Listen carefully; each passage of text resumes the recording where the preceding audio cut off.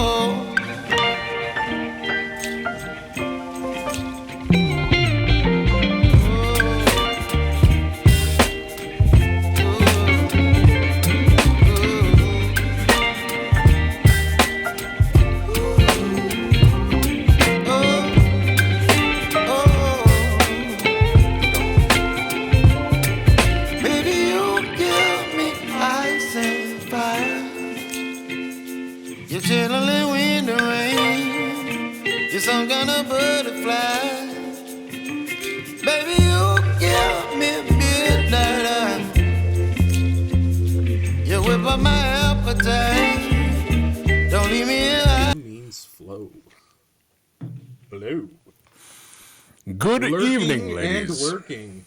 That's a fun way to go about things. I mean, I hope he, has a job where he can do that. Hope he's not like a dispatcher. He's like, hold on, it's fucking fire again. Are you a cop? You gotta tell me if you're a cop. I think that's true. I heard that once from a guy in jail. You can always tell your lawyer's not very good when he's in jail with you. Yeah.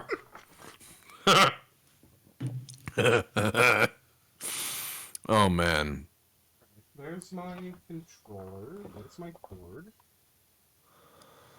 You have your controller and your cord. Yeah, this is a stream to surpass metal and gear. It is. It is. There we go. I forgot I had disconnected this. So, I have something that I'm going to do as a joke. Oh, no. All right. So, you know how there's a React channel? There's React channels, right? Yeah. Well, there's a guy who, has a React channel named Area Games. And he pauses every few seconds when watching Tex Talks Battletech. So, I'm going to try to figure out when he hit pauses because it's fairly standard, and I'm going to put a message that says area pauses here. Oh, just on one frame? Yes. If you put enough of those, one will show up. I can only do it once. I got to be smart with it. You can only leave a joke like that once. Ah.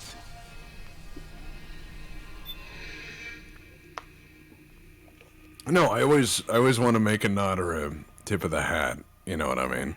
Oh yeah. Don't worry. We're fighting the angry one. I forgot. The angry one. Yeah, The angry one. the angry one. John A. Angrington. If I recall, she's got like fucking hellfire missiles. Oh, yes, because anger, hellfire, naturally. You wouldn't want to go with something else. There she is. I also think Kojima didn't use as much Kojima-isms to make this one. And here's why. If he had made this one with the panache of previous Kojima games, there'd be a lady named Shrike, right? And it's because she would run around with an AGM 148 Shrike and then have this long poetic thing about, like, carrying it onto the battlefield because Kojima is wholly unaware of how seed works. And he would have this long and noble thing written about, my father carried a Shrike in the Great War. And, you know, it just somebody carrying around this 6-foot missile. I think they're bigger than that. Those early seeds were pretty big. They are rather impressive, but I mean, Metal Gear Solid 2 had the lady with the portable railgun, so You know, that portable railgun thing was kind of interesting because it seemed to miss people and then do nothing. And I'm like, well, it's a railgun. Just because it doesn't hit the person doesn't mean it wouldn't blow that building away. yeah. There's a beautiful scene of what I think a railgun would be like in real life. In that movie, Elysium. Where he gets that railgun and starts shooting at that guy through the wall, and it just eats him and the wall up. No problem. I forget how exactly I'm supposed to fight this. Do I have a stinger?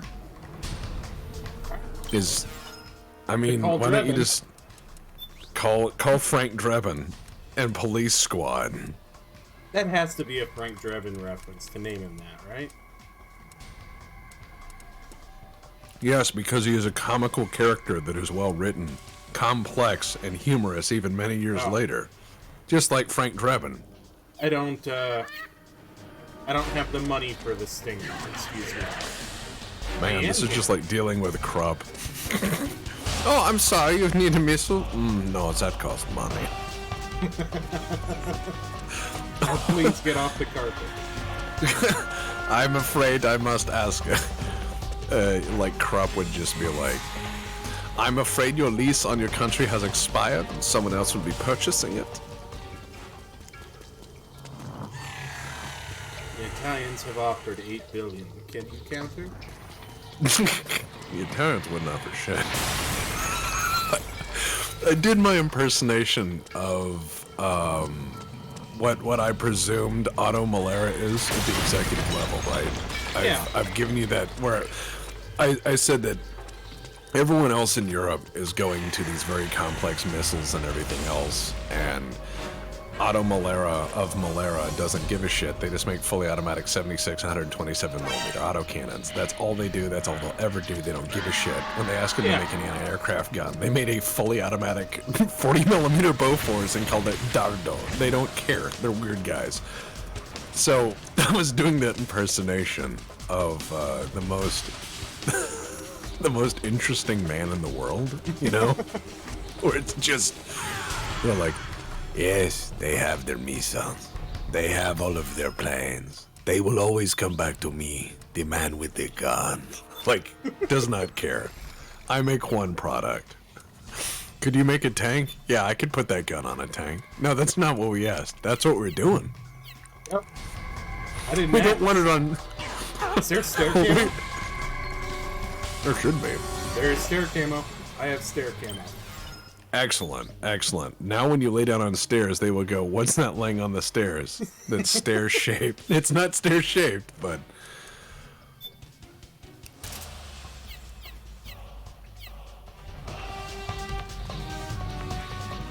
I can't believe this WBPL thing has been on the air for like a year. Yeah, I really expected us to peter out. Not because, Not because, anything. When this noble thing started, I thought we would burn already. But, it's us. We're not good at anything. Well,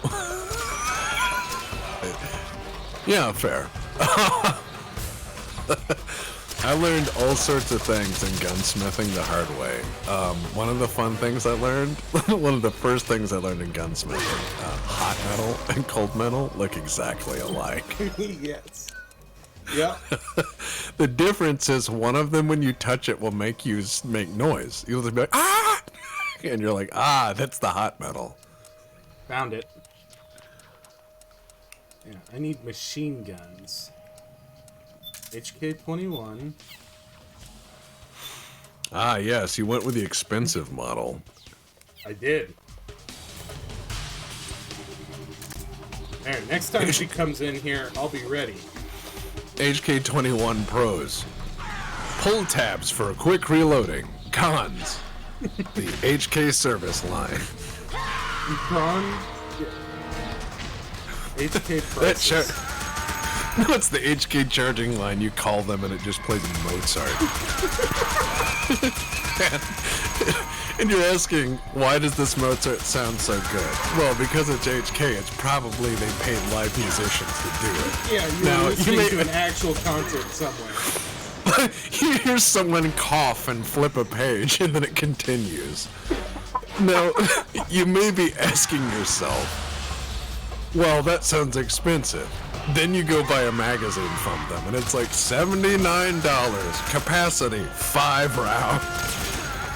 Yeah, the only reason G3 mags are cheap right now is so many countries have decided to finally switch to 5.56. Yeah. I mean, that's the other thing, is that HK just doesn't care. I once asked HK one of those little... I seriously asked a HK service person for one of those little gas O-rings that goes on the USP. Yeah. And the guy was like, oh, the little rubber thing. And I said, yeah. And he said, is this a normal or a tactical? And I said, what's the difference? And he said, $200. It's a normal then. I said, it's a normal one. I have a tactical. I made it fit. I was like, yeah, no, send me the normal parts, please.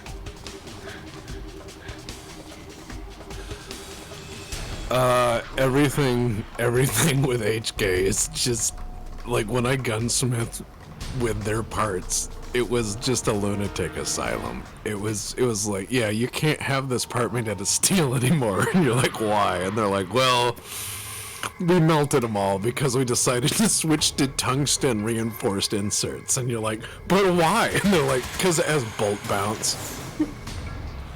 I'm like, so you have bolt bounce in a part, which indicates a lack of rigidity, and your response was to weld tungsten shot into the bolt carrier group. And they're like, yeah. Works. Like, just Scruffy the janitor. Yep. Did she lose me? Where is this lady?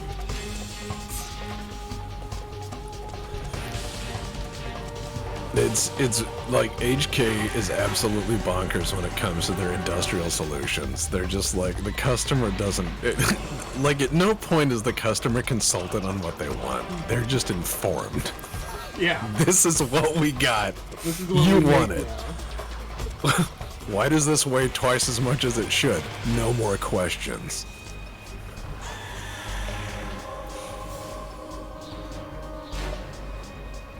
Yeah, no, HK is fun, but if you ever need a part, oh my good God.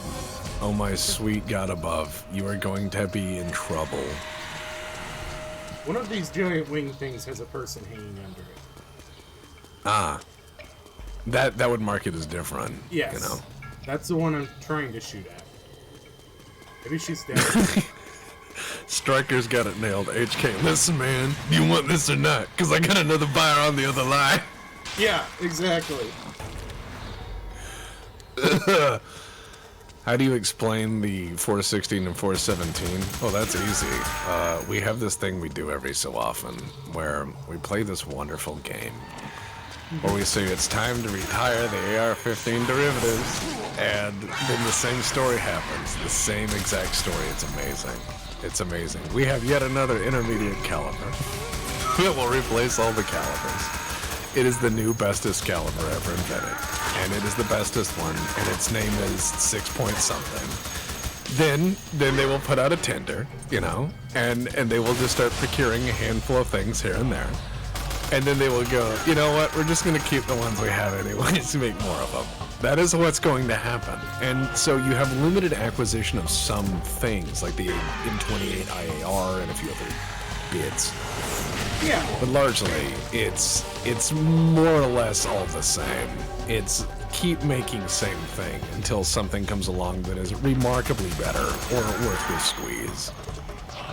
Well, that is the ultimate decision. Is always, this is better, but not enough to justify the price. Well, yeah, I mean, it's like, I want an AR to be more reliable. All right, let's make it a piston-driven design. Let's do all these other things. That's too expensive. I won't buy it. Then why did you ask for it? Make it happen without that. Narrow.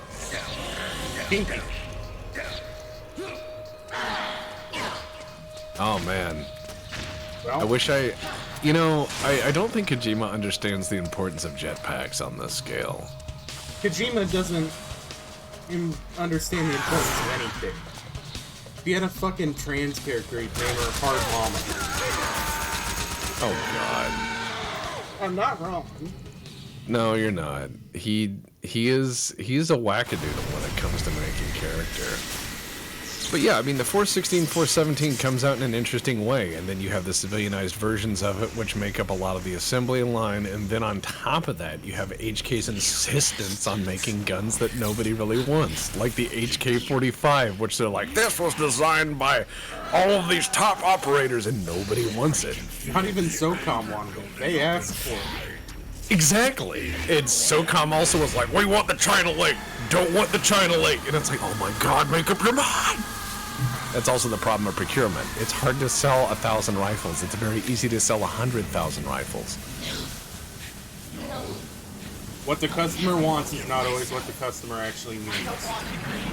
Military procurement is an interesting jumble of ideas. I think the best description I heard was from Amar Singh, who was, he was one of the guys in the Indian Ministry of Defense, and he described the procurement processes of the various nations as zooids, you know, shapeless entities striving for significance and definition and relevance.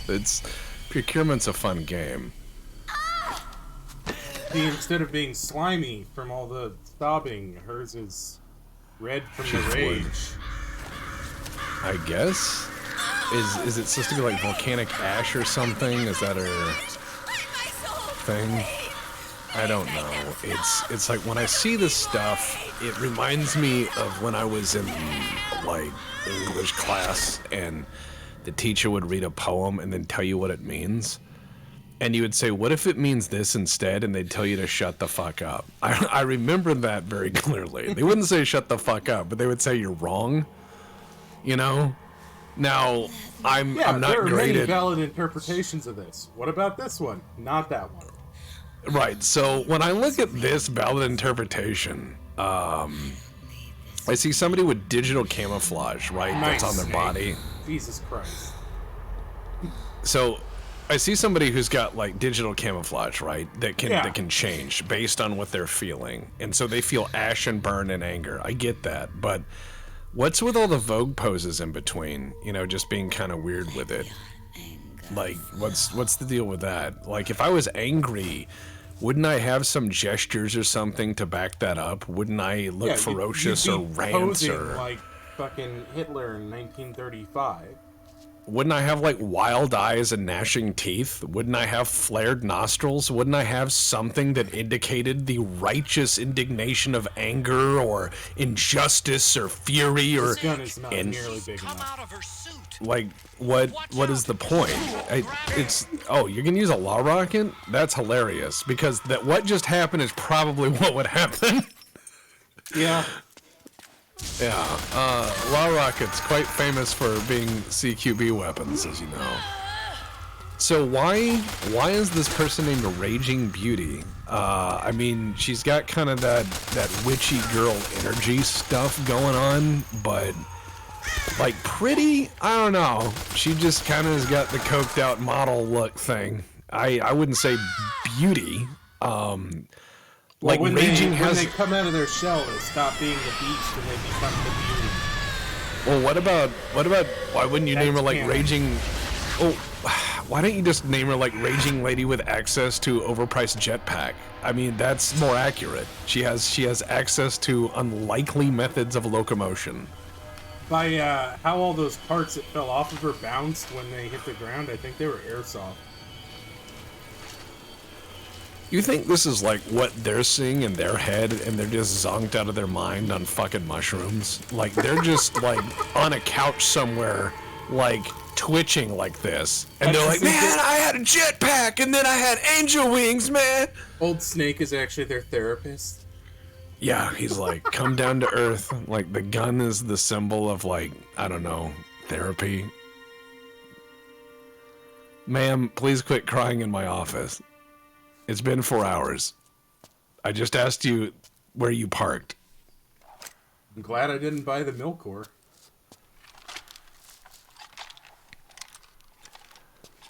You know, if I found a Milkor, I would pick it up, take the grenades out of it, and put it back down. Way to bring that bird down, Snake. Wow, Discord decided I needed to disconnect. That was fantastic. Nice. But yeah, if I had a Milkor, I would just remove the grenades. I would just be like, I'm sorry, but User-friendly weapon. Don't they break in half at the hinge, like, almost always? it's a Milkor. It's not really designed for bang bang in a military sense. It's like a police tool. Yeah. It's not something that holds up well. They're not grunt proof. It's got a lot of plastic in it for something that's full of fucking grenades, deputy. It's one of those things where you're like, oh yeah, no, thank you. She was captured by one side or another and kept caged up like an animal. Along with Is it running away that gets you the softcore photo mode, or was it the... Exactly. Because I thought it It's was unknown whether her doing a captors were with the non-lethal government on them. or the rebels. In any case, they got their kicks by abusing We'll these do helpless a little non-lethal on the sniper one. What? Okay, so there's like other modes where you can like get sexy pictures or something. Yeah. slowly built up inside their Good God. Yeah, there's a mode where these super traumatized war orphans, when they come out of their armor, they start doing like kawaii poses against a white background, so you can get really good objectifying photos of them. It's wonderful. parasites and shit-eating You know, I always love that Kojima takes time out of his day to Be remind as you that fucking he. greasy as possible. Yes. I think the weird thing is it's not just greasy. It's one of those things of, and I'm going to say this. I don't think he knows what women look like naked. I think he only knows what dolls look like because everything looks like Barbie dolls.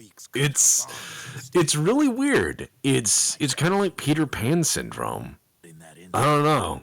It's kind of strange. Like everyone's Ken dolls and Barbie dolls. People have very strange emotions. People don't feel, like normal beings. And when she finally caught up with them, she waited until nightfall like a hunter awaiting its prey. Oh, sorry. Tirarana says, Oh, okay. non-lethal gets you a Yes. statue. That gets you the solar gun. Running away in beauty mode gives you photo mode. All of these Okay. words I did not know were a thing pertaining to a game. Why is there a photo mode? Why is there a solar gun? This isn't Fallout New Vegas. No, it's not a cool solar gun.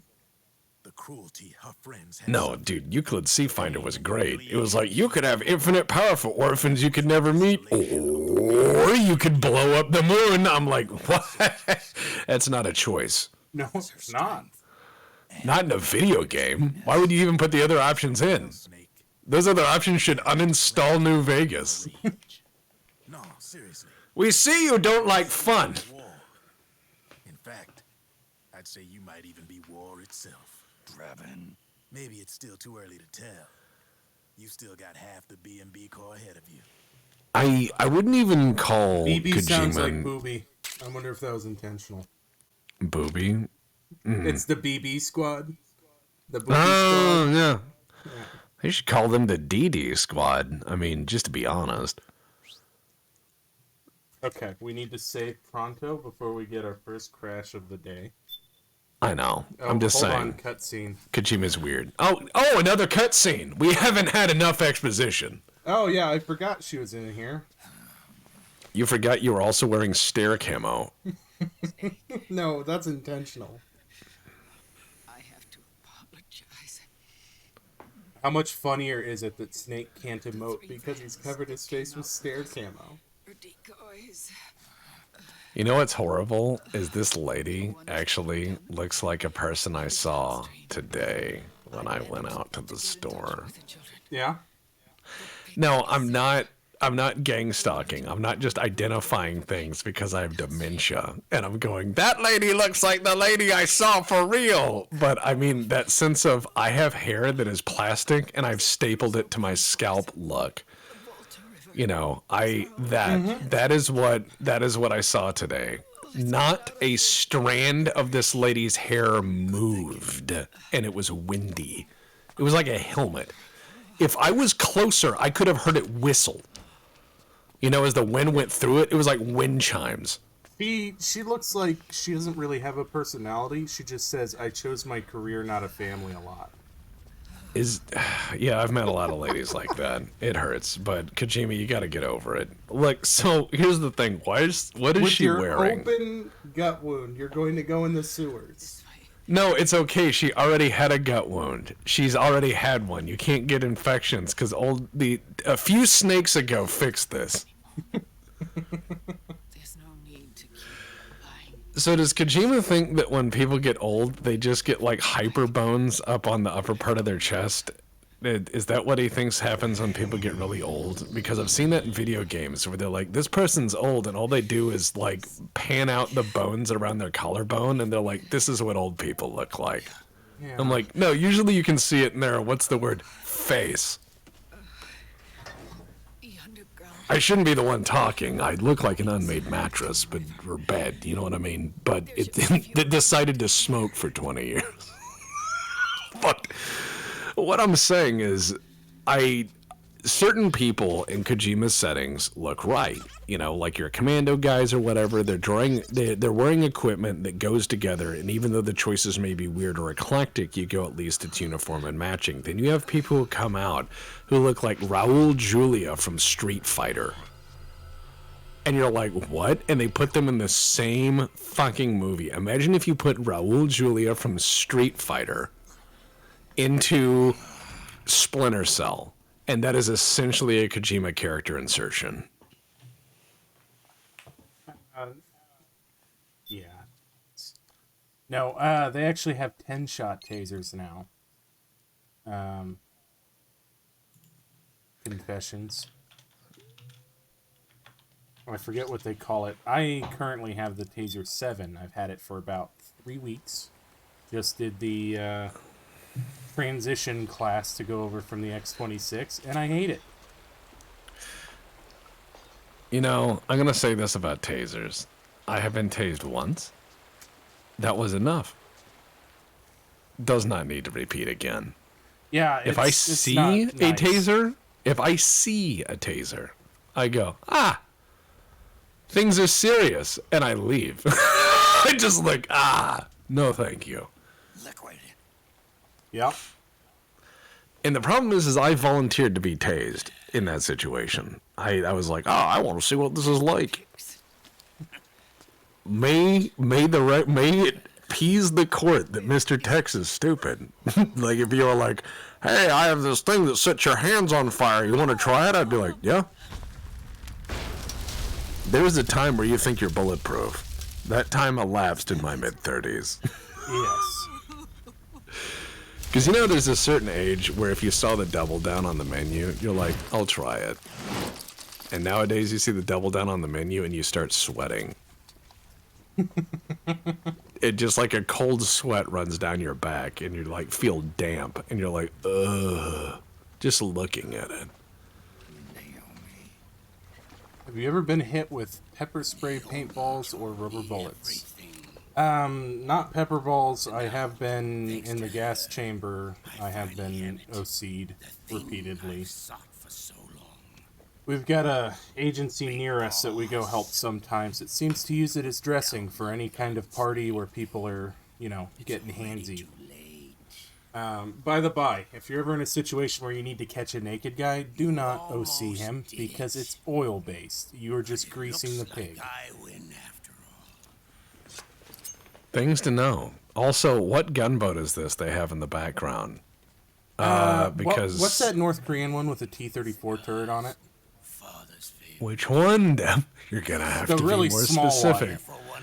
Which one, Deb? You're gonna have to be really specific. North Korea's Navy is about 800 boat-shaped things.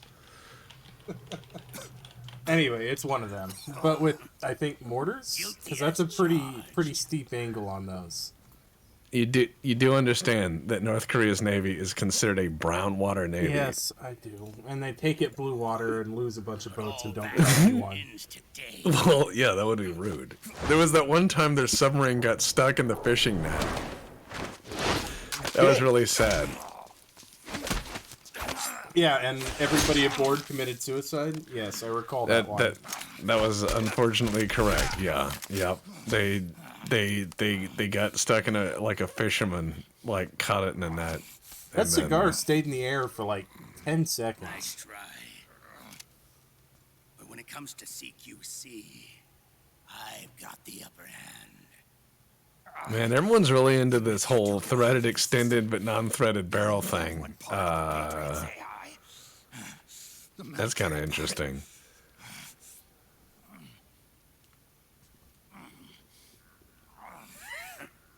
I like how he has two guns. He's like, Jimmy, why do you have two guns? Well, he took them both from me. What of it, brother? It's only a matter of time before I have everything. Oh yeah, he found the stun button on the knife. Yeah, it doesn't do that.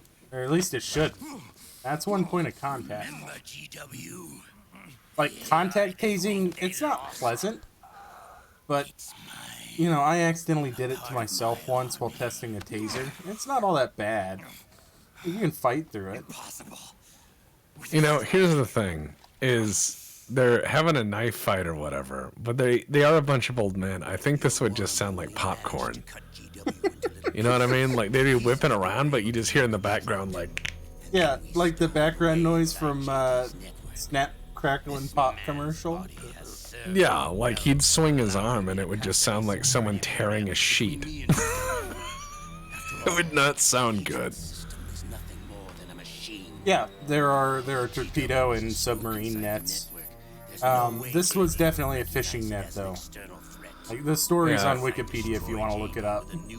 There's a lot of wild stories about there. But yeah, spy midget submarines that, you know, go sneak in and drop off commandos. That's pretty much that stuff. It's pretty wild. It feels like 1960s spy movie stuff, and it's a hell of a lot more entertaining than whatever Kojima's doing right now, because that is a terrible depiction of a satellite in that animation, because I didn't know that satellites just occasionally went to far deeper orbit for no reason.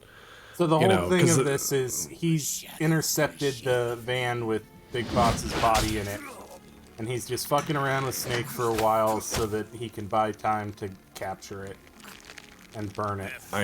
Yeah, because it's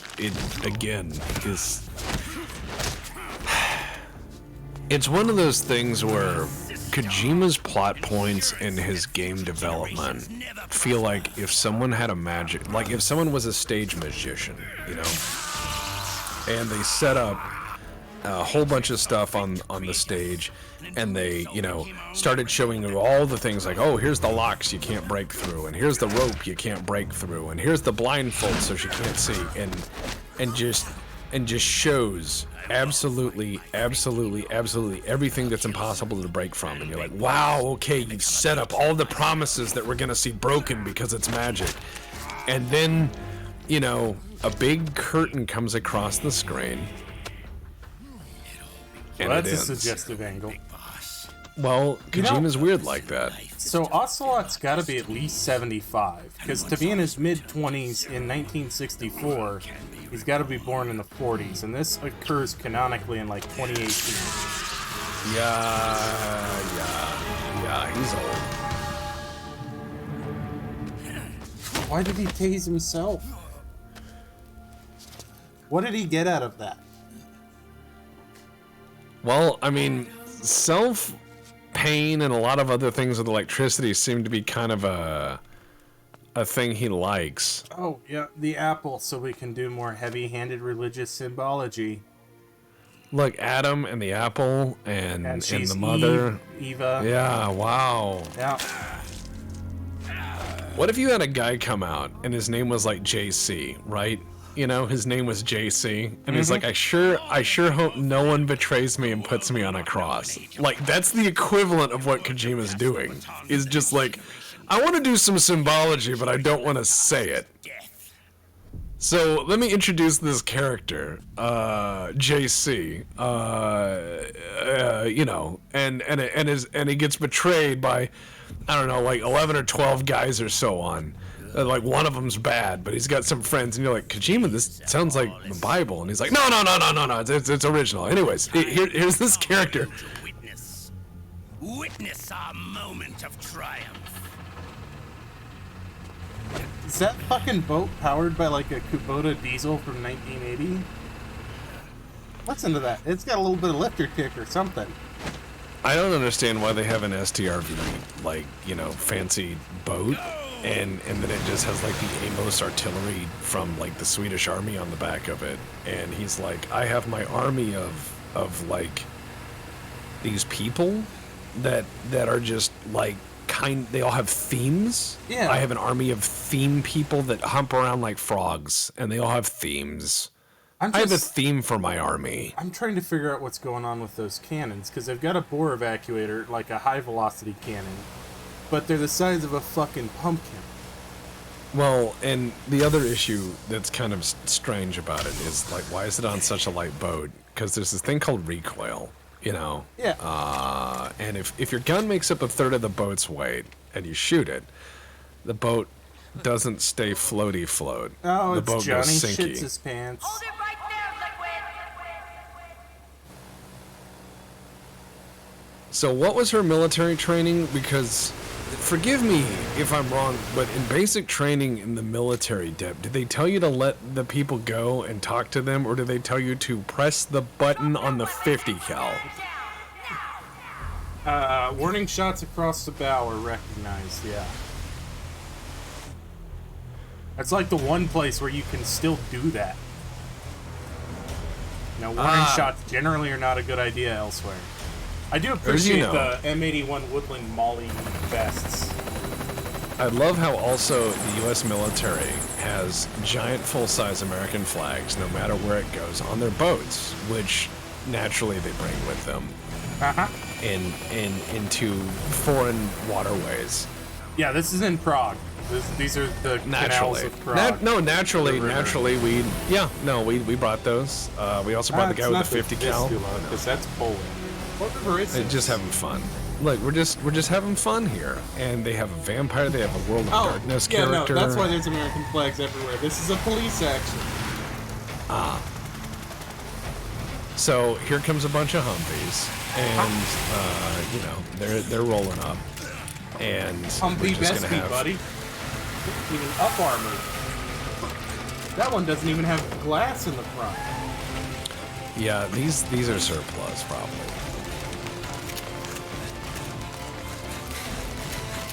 I'm desperately tempted by the surplus Humvees.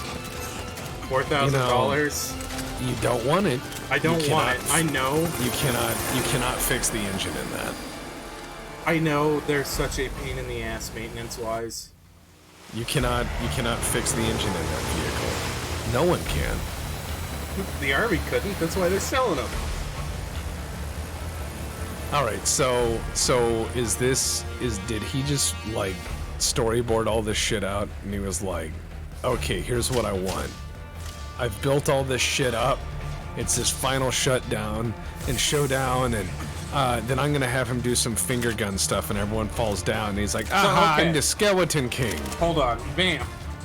The guy who's called Vamp, not because he's a vampire, but because he's bisexual, and that's a plot point in Metal Gear Solid 2.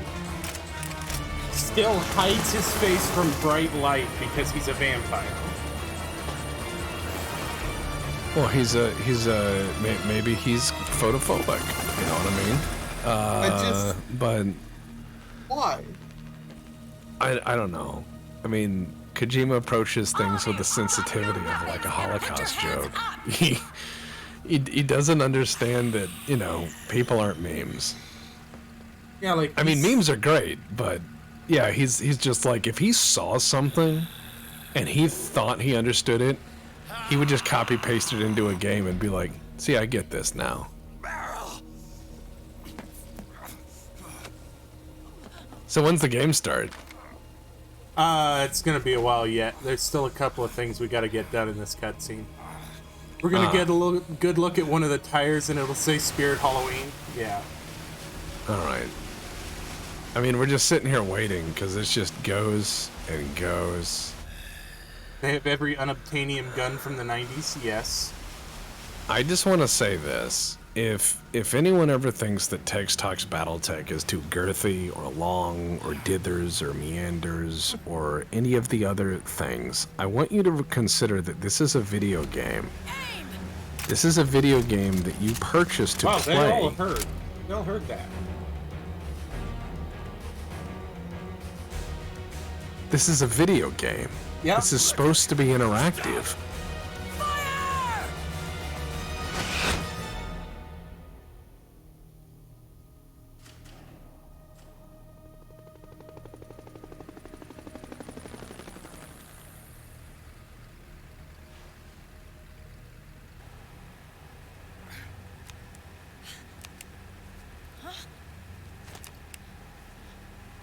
Man, if only somebody had like a J-frame backup in their pocket.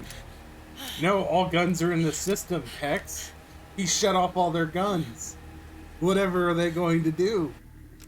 Man. We had to have 1,000 soldiers going what the at once for that, yeah. Oh, it shuts off the engines too, because the engines are powered by SOP. And the spotlights, I guess. This is like the start of Knife Fight City. Yes, it is. When the UN turned all the guns off with their electro waves. Mine. Your guns Knife Fight City. are no longer your own. Behold, guns of the Patriots.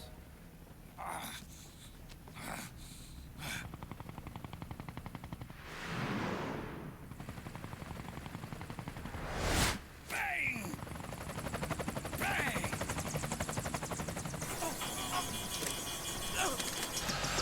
Man, that's really cool.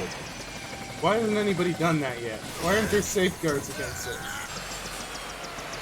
Some IT guy is getting fucking fired. This is what happens when you let Google Plus run stuff. It is. The Google Cloud is capable of interlinking all of your helicopters at once into a unified platform and allows universal control thanks to our two-factor authentication, which surely no one can bypass. This is the future of the Internet of Things. This is, it just shows the Google prompt and it says, please insert Google key. That's all it says as he's whipping into a building. Thank you for choosing Google, the most secure cloud of things for your helicopter.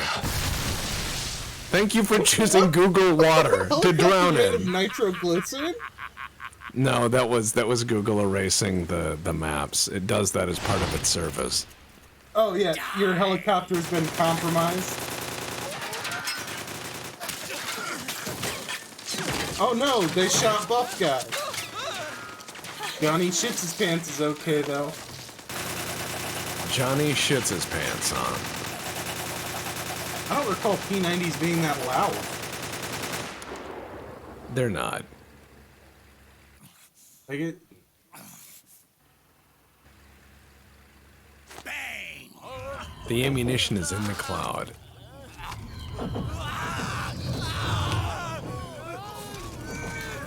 See how that guy's holding his head? Yeah. If I was one of the writers Now- in the room with Kojima, that's what I would have been doing. I would have So- been doing what these guys are doing. We've been told that the U.S. military hasn't been to a war in like 30 years at this point because Doubt. PMCs do everything. And yet all those American soldiers have so much pent-up war emotions that they are immediately traumatized when the SOP shuts off. Oh, here we go. Here's the best part.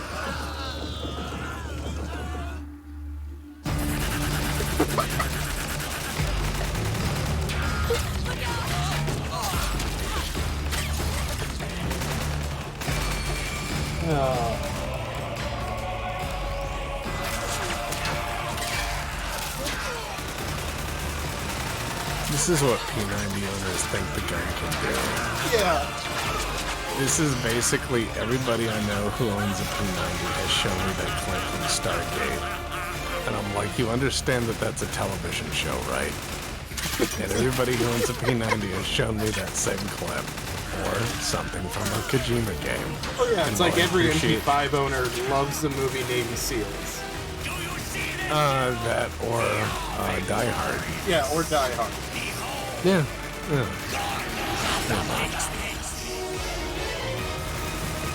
Well, there we go. There's the subtitle for the game.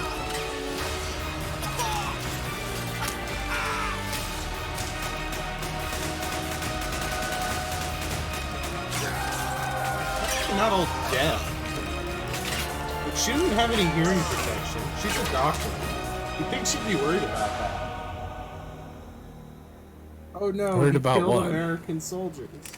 Yeah, what? That's terrible. You hear that phone ringing?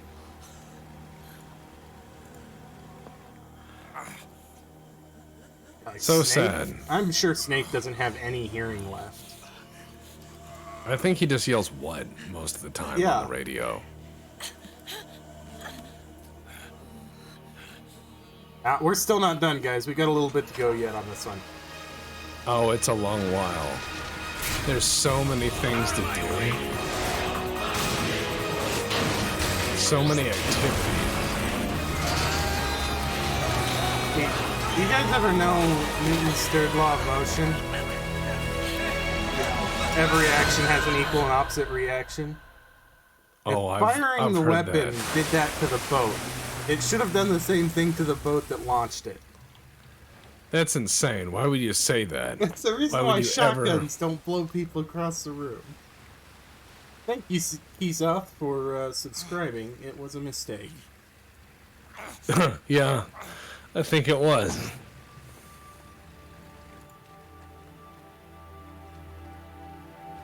Let them have it. Every game after Metal Gear Solid, well, okay, Metal Gear Solid was supposed to be his resignation letter. Oh yeah, It's supposed to be. heave Big Boss into the fire. Yep. People burn real easy like that.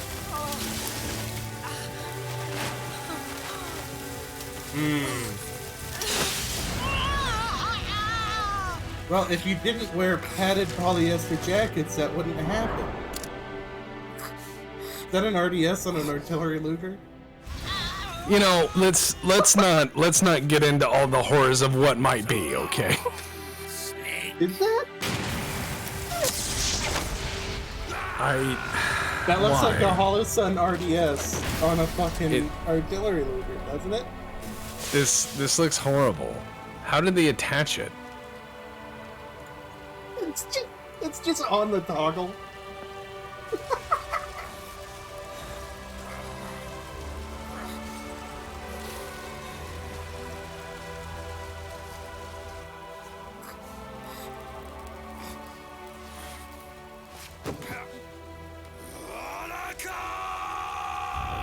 Why are you yelling for him?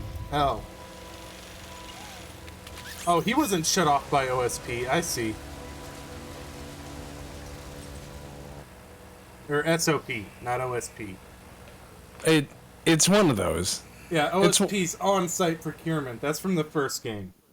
It just says we don't have budget. They should have just said that. We don't have budget. Just find stuff. That would have been a better explanation.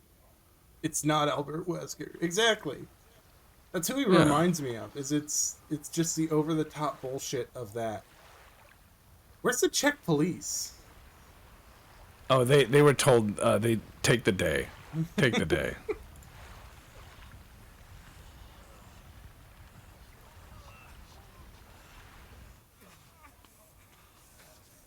Like, again, this is Prague. There should be somebody that's really interested in what's going on. There's lights on in those windows. No, they were told not to look outside.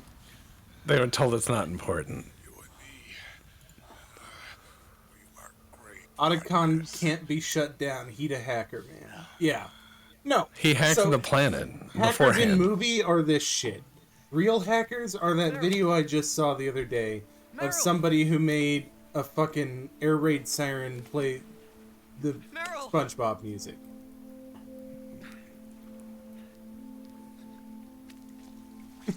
Depp, the only detective, is still going through that mass of bodies you left 2 weeks ago.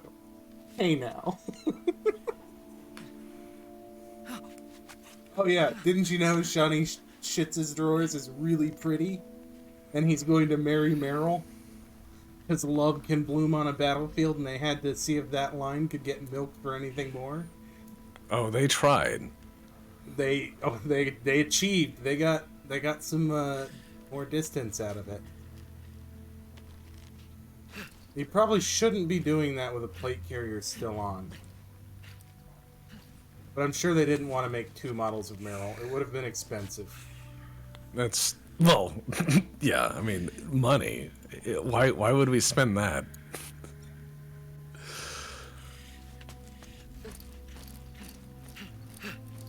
I don't think Kojima understands. One of the few places where this like immediate revival thing actually works. You know, I'm gonna say this, that I don't think Kojima understands human moments, but he's like, how can I cut this out of a movie? Like, this is taken from that movie The Abyss. Meryl.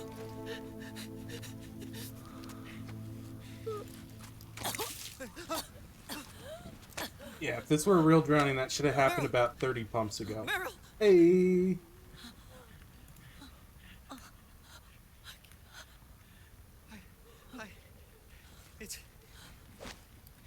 It's not. I mean.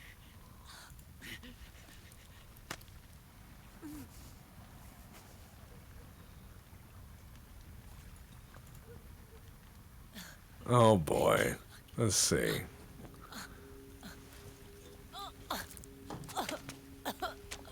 Okay, Meryl. Yeah, no, lay her on her side in the recovery position. She's about to vomit. Ah, oh. Yeah, but no, he needs to show that the face of IBS is a face you can trust. Oh, dude. You give an entire police department Narcan, it doesn't matter what medical emergency it is, somebody's getting Narcan. Pretty much. Now, here's the other thing. She has earrings that you basically would find at a gift store, like at a trading post. It'd be like the old Indian trading post, and just one of those gas station chewing gum stores.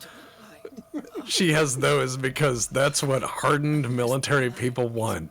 They want reminders of things. The other thing is that, like, I mean, it's just like a 9mm round, right?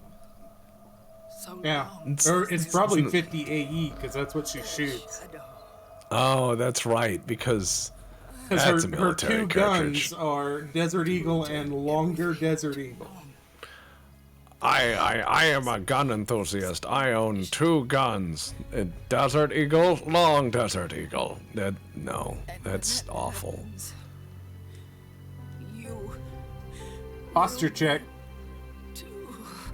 Man, Snake's got a really bad case of pink eye. He does. That's why you need to change your sheets. Don't let your dog lay on your pillow. You'll get pink eye. Eye break as well, and a water break, and a stretch. Good All lord. right. They're just laying it all on us. Give me a sec. I gotta follow those in order.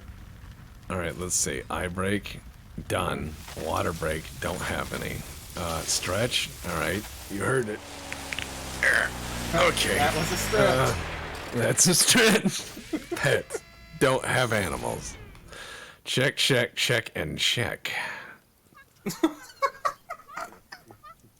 The monkey. Just when we thought things were really heavy, they could bring it back with some comedy.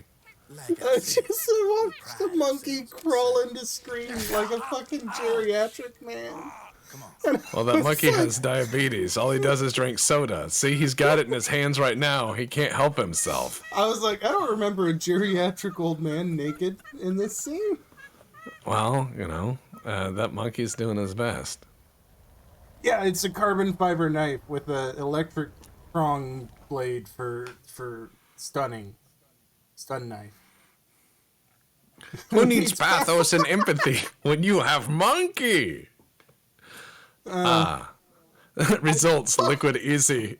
Results liquid easy. Is this like a stool chart? Is this the Bristol stool chart? 383 people. You killed 383 people, which makes you liquid easy. That sounds like a horrible porn name. Well, they call me liquid easy. I killed 383 people in Prague. This entire thing was Prague, so it was just a sneaking mission up to this point. Well, right, but think about it. That's 383 openings in local businesses. You helped. Snake helped. He killed a bunch of, okay, can you say that little lady who turned into, burning melty stuff was people? No, that's not people. Yeah, that This entire person's thing not was gonna- in Prague. Was Prague? I depopulated the city. That's why no cops showed up. Yeah. Alright, hold on. It'll chide us about smoking now for a bit. These used to take 10-15 minutes on the actual PlayStation. He smokes like a bad guy in Indiana Jones. Yeah. Dr. Jones, let me tell you where the artifact is. We have followed the golden monkey for 3 continents, Dr. Jones. He smokes like a lifelong smoker, because he's really savoring that cigarette. Avoid playing when you are tired. Pay your taxes on time. Assume that you will not be taken care of in old age, and set aside money for now. Always take time to savor the moment. Please put litter in its place. Always return the Vespa scooter from where you rented it. Do you know how many of those lift scooters we find in lakes? Yeah, most of them. As it turns out, when you're riding on one of those and the battery fucking dies, it makes you mad because you paid for it, and it's not a lot of effort at that point when you are suitably We have angry one- to So we throw have it into a tree. We have a PepsiCo distributing center that's outside of our city limits of our college city that kind of edges into the edge of my jurisdiction. And the company will not leave city limits to go fetch a scooter, but they often wind up outside of city limits. So in front of Pepsi, for the last 8 months, I've watched a scooter get more and more weathered and dilapidated. I've never seen a Yolk do that. That's some thing shit. All right. This is one of my pet peeves. When I watch shit like this and I go, it's just basic stuff. Normally in a video game, we agree that rain comes from the sky. And, you don't reinvent things like mousetraps, right? And now here's Kojima going, here's somebody's kid that is being watched by this paramilitary organization wrongly cooking an egg dressed like a Victorian servant. Yeah. Everything in this scene is a deliberate choice by Kojima. Every single one of these elements, every line of dialogue, the choice of music. This is his palette. And I'm just going to say, bud, it's a pretty fucking awkward one. We'll launch your stealth nuclear warhead at JD. Ah, yes. More plot, I guess, huh? Yep. Oh, he's got a feet thing. He Good. does have a feet Taking thing. over their guns and heavy Or weapons. maybe Otacon The does, I'm not sure. WMDs are still under JD's Otacon's control. gross. He is. Otacon's probably not allowed Man, in she's school. shifting her legs a lot. I Maybe know she has to where find pee. nukes they don't control. Is Death Stranding this bad? How long until they're It's ready? different. All that's left is the final check. We've identified I wonder what they think about the giant camera panning around in the corner under the lady's legs. Well, remember, this is the Metal Gear Mark II, or whatever he called it. Clever place to hide. Oh, upskirt. Now we know why Otacon was positioned here. Oh, yeah, there we go. Yep. Yeah, see, Otacon, and, well, again, every element here is a Kojima element for a reason. Yeah, it's not like Watch JD. in TV or movies where things can accidentally happen on screen, where people don't notice, you know, the guy walk across the scene in the background. Everything here is deliberate. Everything was deliberately placed. The way his dog tags fucking shake, the position of the camera. What the devil is this? I just, again, it's just, he wanted to put this here. And here's the issue, is that if you have a tight beam transmission, right, where you're sitting there looking up and doing all this, and the enemy has the ability to, you know, triangulate that because they've just demonstrated that they can effortlessly control your entire network all at once and own it to turn your military off. If they have that capability and then you're watching a live feed from under their ass, I think that they're going to be able to track you down that line of data and murder the ever-loving fuck out of you. It will be Baskin Robbins 57 flavors of elbow drop very quickly because you've just antagonized somebody who controls all the data and you've just literally given them a data line to find you. Yeah. What Okay. the fuck? Thierry said that camera has a 1 foot range. Oh my god. The girl with eggs lit the kitchen on fire. Yeah. It's a blind spot. Lost.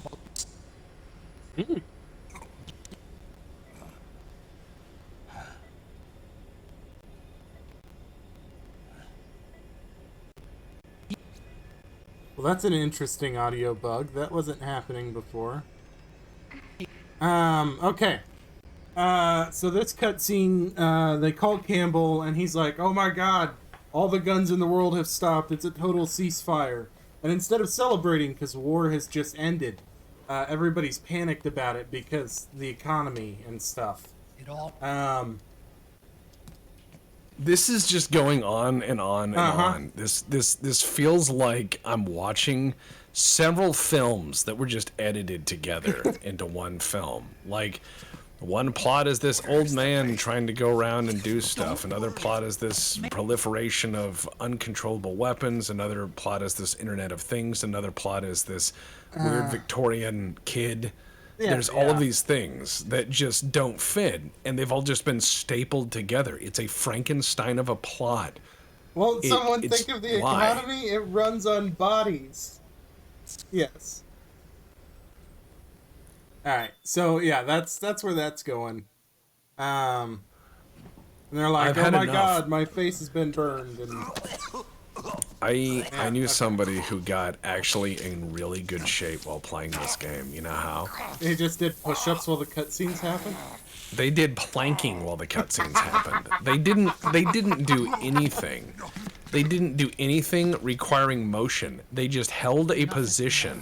Like, they would choose a position and try to hold it during a cutscene until they fell down. And by the end of this game, they were fucking ripped like Korean Jesus. That is how much shit goes on in these cutscenes where nothing happens. Not only are weapons useless, but the U.S. military is in shambles.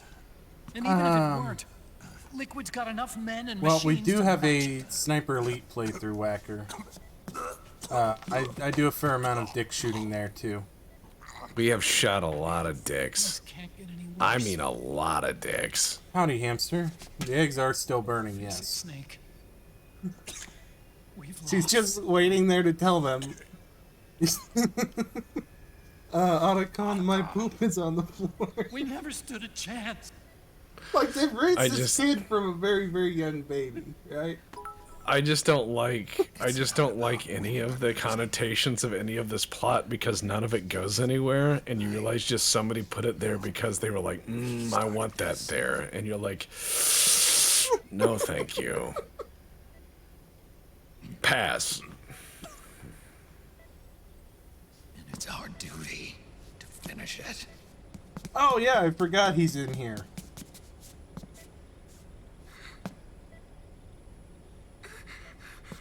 Sonny, No! Jack can't go. He's not ready yet. He needs to rest. let me go, Sonny.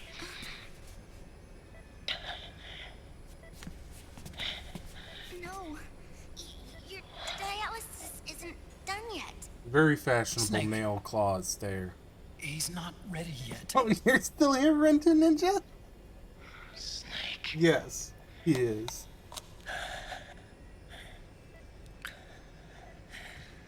Jeans like the eggs, he's not done. Oh, man.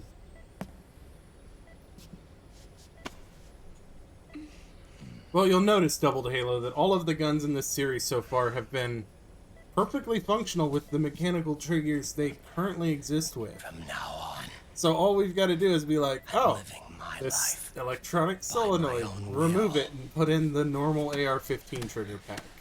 Oh my god, I have an unregistered gun. Yeah, You know, I don't get his argument. Is he saying that every gun in the world is just super not useful now at all because of what? Like why? Why are all the guns super not useful now? Like what because is they're all his, in the there's this system. thing They've all got electronic trigger system. control. And, The system. Yeah. Weapon ID. that just right. So like what if I went to like some hardware store and we looked in the back room like where the old safe was and there was just like a gun in a box. It's in the system. All right. All guns are in the system. All guns, even the ones that were made prior to 1967, which do not require serial numbers. Yeah, in the system. Okay. They just know. They just knew that Smith & Wesson made some other ones here and there, and they're like, we gotta account for those too. All the ammunition is in the cloud. It's the only way. It's all electric primers. Ugh. Is the next Metal Gear Solid game going to have matchlocks?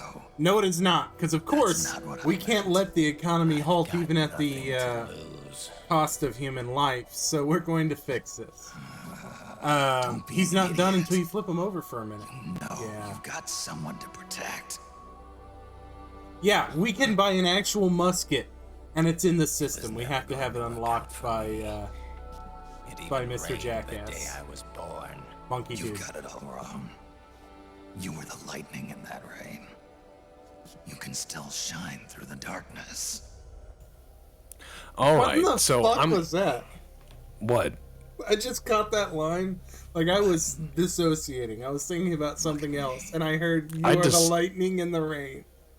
I dissociate so heavy every time like Kojima starts talking because I realize these characters come in.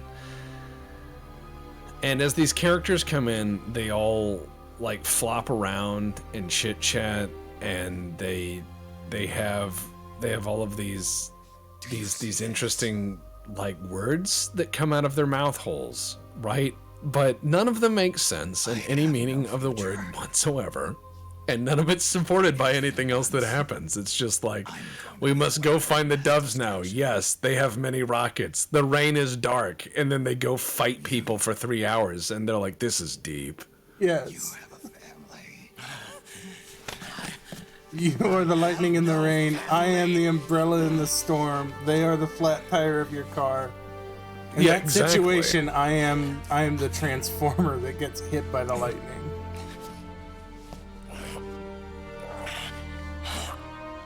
Why would you make your bottom lip Lexan?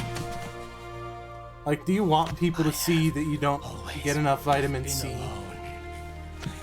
I don't understand, like... What's going on? Nobody does. I'm just down, gonna... boy. These characters wouldn't even make sense in a body horror game. Confessions of a Ladder Maker. Gum disease is sexy. Oh my god. They should just call this show now Sad Androids and Old Men. What's a sad android? A sandroid? Sad androids and old men. Metal Gear Solid 5. Wellbutrin 300 XL.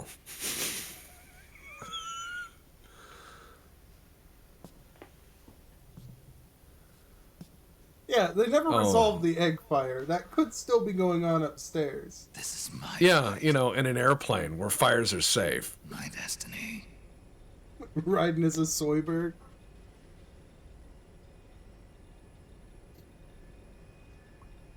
I understand you've got, like, mechanical legs, but can you still wear pants? Just please, for me. The fire has DRM, it's fine.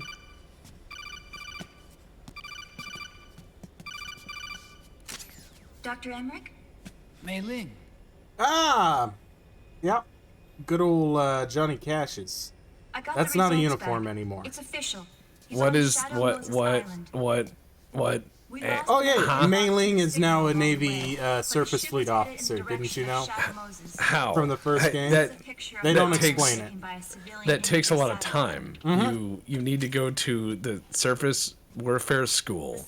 Well, you don't actually, because we shut that down after the end of the Cold War. That's part of the problem with Navy officers right now. Well, I mean, you have to go to a learning area, and you have to learn for a number of years, Deb. You have to learn. You have to learn by being in the Navy. She's not a colonel, she's a captain, Philistine. It's the Navy. That's how it looks from here. Needs to the Navy. It needs to be in the Navy for years. You'll never guess what shit she is the captain of. The nuclear disposal facility. Yeah, I know. I saw.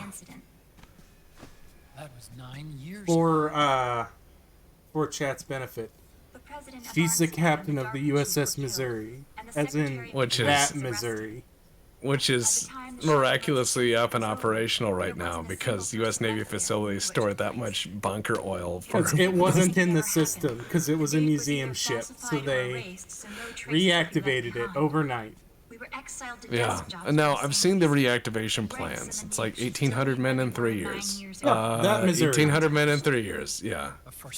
This predates Battleship by 4 years. I'd say it's more like a forgotten island. Yeah, long and short of it is we're going to Shadow Moses, boys. And we'll see if it crashes. I thought I'd never go back. Because we're about to have a PC emulating a PS4, which is emulating a PS1 for the flashback. But I'll be backing you up from aboard the Missouri. She's the only ship in the fleet still able to move, since it was decommissioned before the system was put in place. And Hawaii's not that far away. Otacon, you're not wearing your glasses anymore. Oh, yeah. I switched to contacts. We rendezvous at Shadow Moses.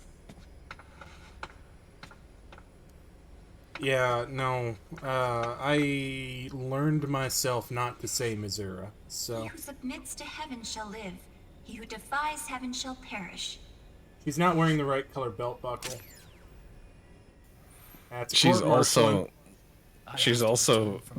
not the right age, because I'm gonna say this: I've seen naval surface warfare officers, and by the time they get to the big boats, they look like they are on heroin, and they are a drummer in a band that was never famous and never will be.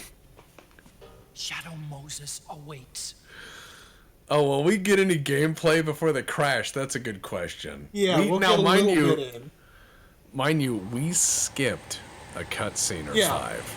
We've skipped cutscenes, and we are still. Oh yeah, here this goes. I would love if you just saw a flash on the side of the aircraft and it spirals down. So taking care of the egg.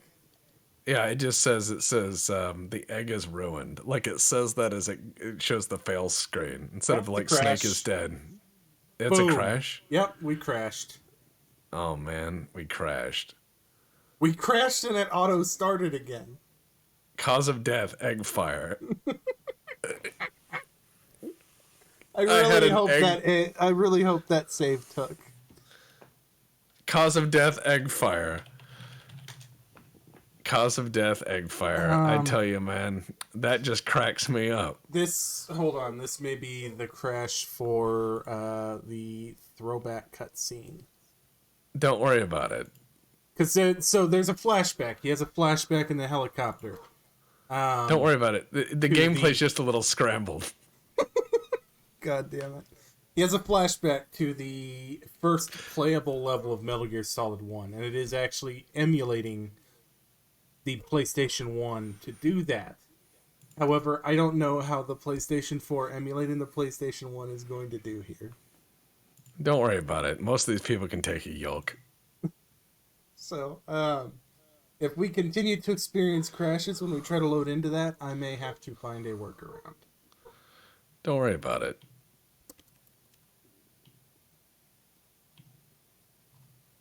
Bork, bork, bork. The dogs in the background are barking. A what? What is a yield? Yep, if it keeps crashing, load up the Dick Shots game. This is the Dick Shots game.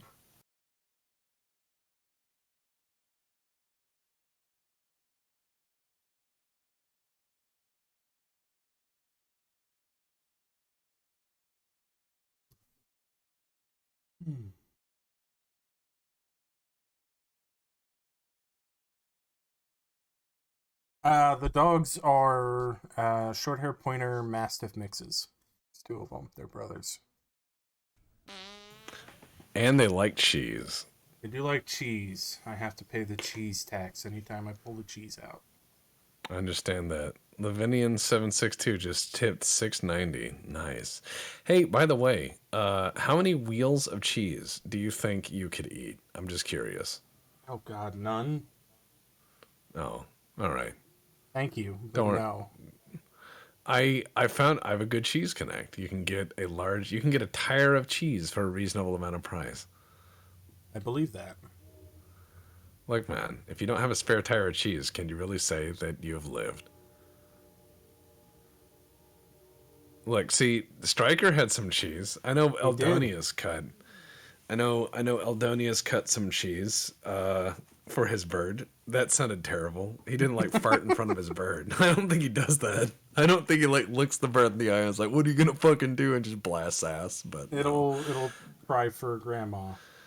It does that. He'll just be like, "Hey Tex, I need to know which of the models do you want for this hunchback here?" And then in the background, you just hear like in the background the bird, "Grandma, grandma, grandma," and you're like, "Oh my God!" And he's like, "Oh, it's just a little crazy today." Yeah, you know, talking with the guy, you get the understanding very quickly that is a constant in his life, and he's just accepted it. Dude, the bird sounds like the fucking whistle from Toontown. Or when Roger Rabbit drinks whiskey. Like, it sounds insane. It just says crazy stuff, and then it will start crying, and then say, "Help me." It starts crying, and then it says, "Help me."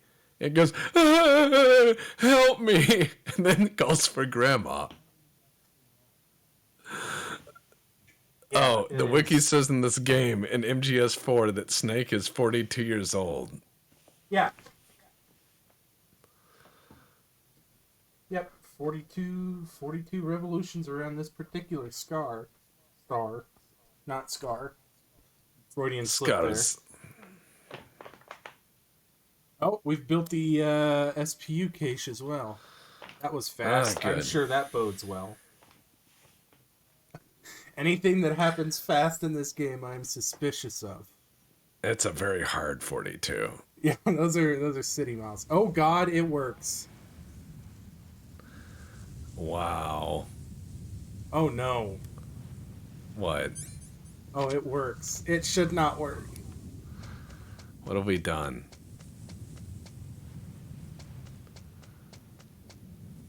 God, I really wish we could have gotten this game to work. You know, I was going to say that as far as old games go, when someone comes out and says they're Vulcan Raven, and they have a giant minigun, and then you have to fight them, and then you sit through it, but you realize that as crazily as the game is, as crazy as the game is, it's nowhere near as long or disappointing as something like, you know... Oh, there's a crash. MGS4. Oh, a crash. Excellent. All right, so that's... Never mind. I think we're fine. We're just going to wait while these splines reticulate. We did it. We beat it. We did it. Okay, so yeah, I think it is... I think this is it. Loading and unloading, actually, the emulator that the PS3 uses. Yeah, we'll be here for a second longer. So yes, this was a very cool little thing to run into the very first time I played this game. To have that little flashback, because it is the entire thing. I ran through it real fast because I didn't want to have a real crash before we got a chance to save again. Morning. This is like steamed hams. This feels like steamed hams. Well, you solid a good snake. Well, I mean, I'm going to get up and get a beverage while we wait for this thing to die again. Oh my god. Oh god, we're back. Yeah, we're back. Man. Oh, alright, I'm going to get a beverage. Yeah. Oh yeah, I'm not going to miss anything. Let me know if there's a game between now and then. You'll get back before gameplay, especially if you're fast. Shadow Moses. They probably recorded that from inside a helicopter. Oh, that's, what is that?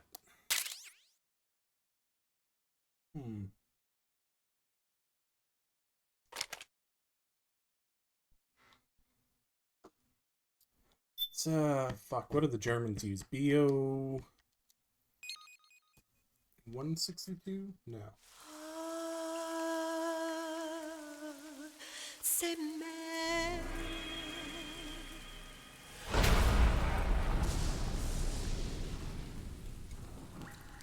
BO 105.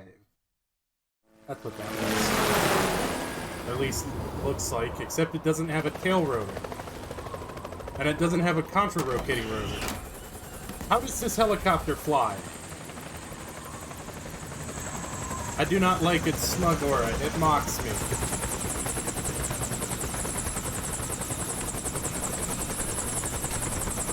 Yep, gotta take the robot with.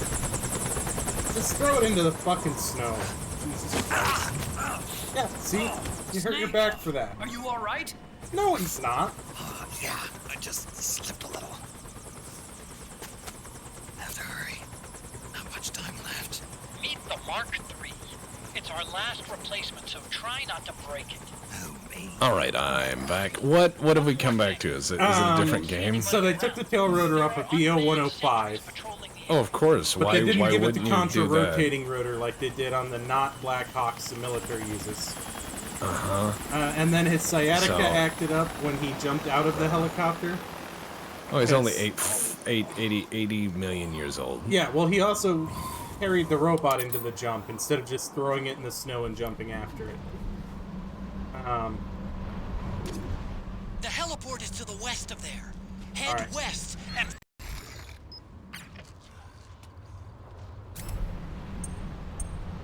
Have to operate operationally. Oh, hold on. My flash. So we now have Metal Gear Solid 1 Snakehead, which I will be using because it's funny.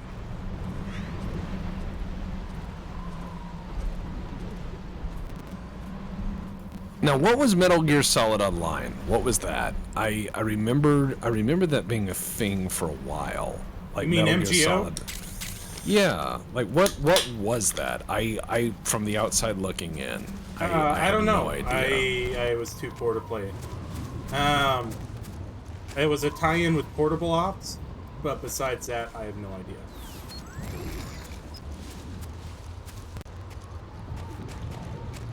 Alright, we'll just run along this cliff, I guess. Oh, it wants me to use... Yeah, it wants me to use fucking night vision mode to be able to see. That's right.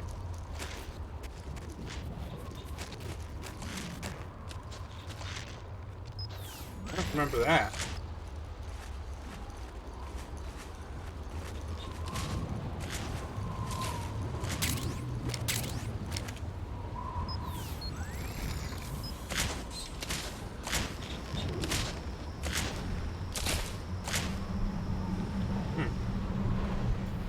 All right, man. I am just sitting here staring at the madness of, like, I'm asking myself, plot-wise, Yeah. at what point of this did Kojima say, and then? Because do you think he just walked through all of these things and was like, and then, and then, and then, and then, and then, and then, because he just kept adding stuff, right? He's like, and then he goes to Alaska, and then he has to, you know, and then that girl makes eggs, and they just kept, you know, forever. Yeah.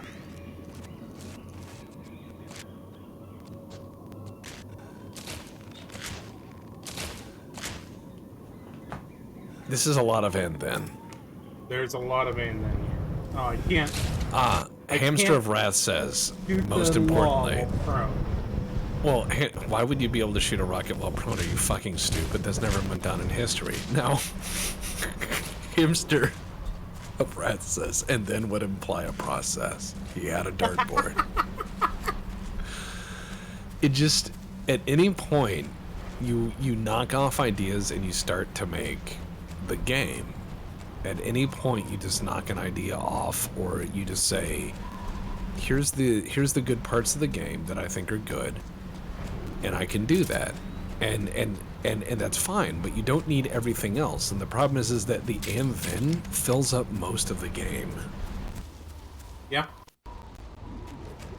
So the best I can tell, best I can figure, they're gonna make me go past that. Yeah.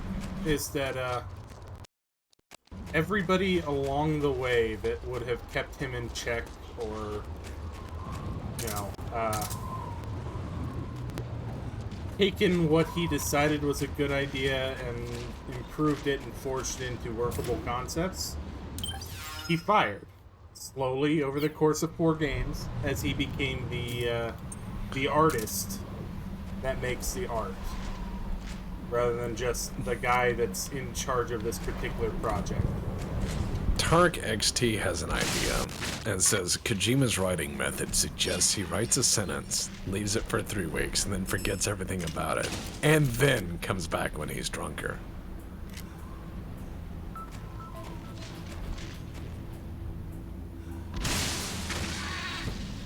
I think it's funny that you have this international reach and planes and everything, but you have to go back to, like, Cold War surplus law rockets. Yeah, the M72A3 is the Vietnam variant, one of them.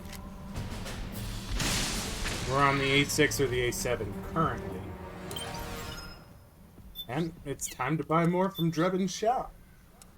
Call 1-800-MONKEY-COLA. Well, I And get you an too can have... XM25. Oh, good. Or I could have the all-aspect FM92 now.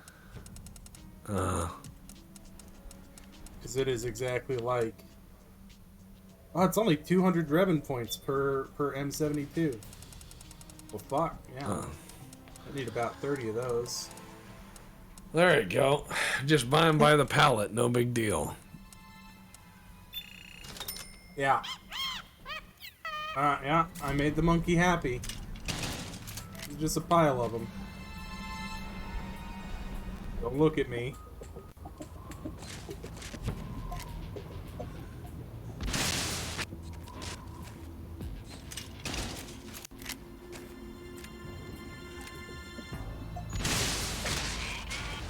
Yep, just gotta blow it up because it's taking a poop or something. Yep. Remember, this is a stealth insane action. No, he removed that off the cover, didn't he? Yeah, now it's not tactical espionage action. It's buy 30 something action. I forget. It's buy 30 law rockets from a guy with a monkey that's addicted to cola action.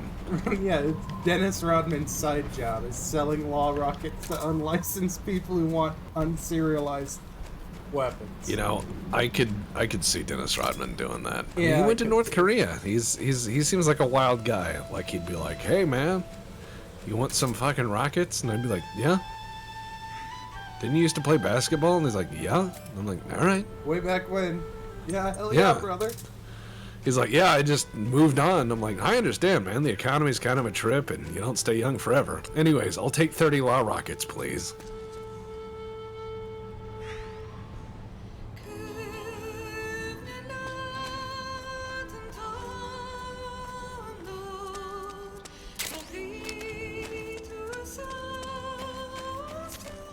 It looks like the front. Nice. Okay. So all the Otacon super nostalgic flashback audio is going to be cut out.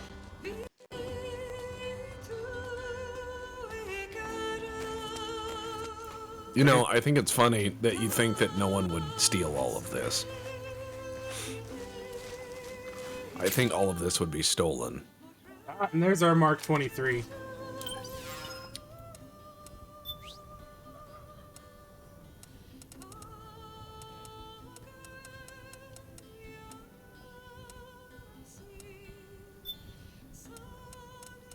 That's going to become our preferred weapon from the rest of the game.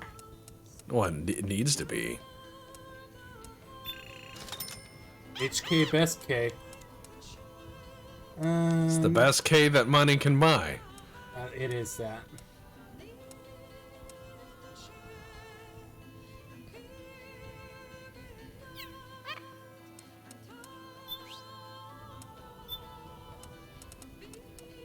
It's already got the LAM on it.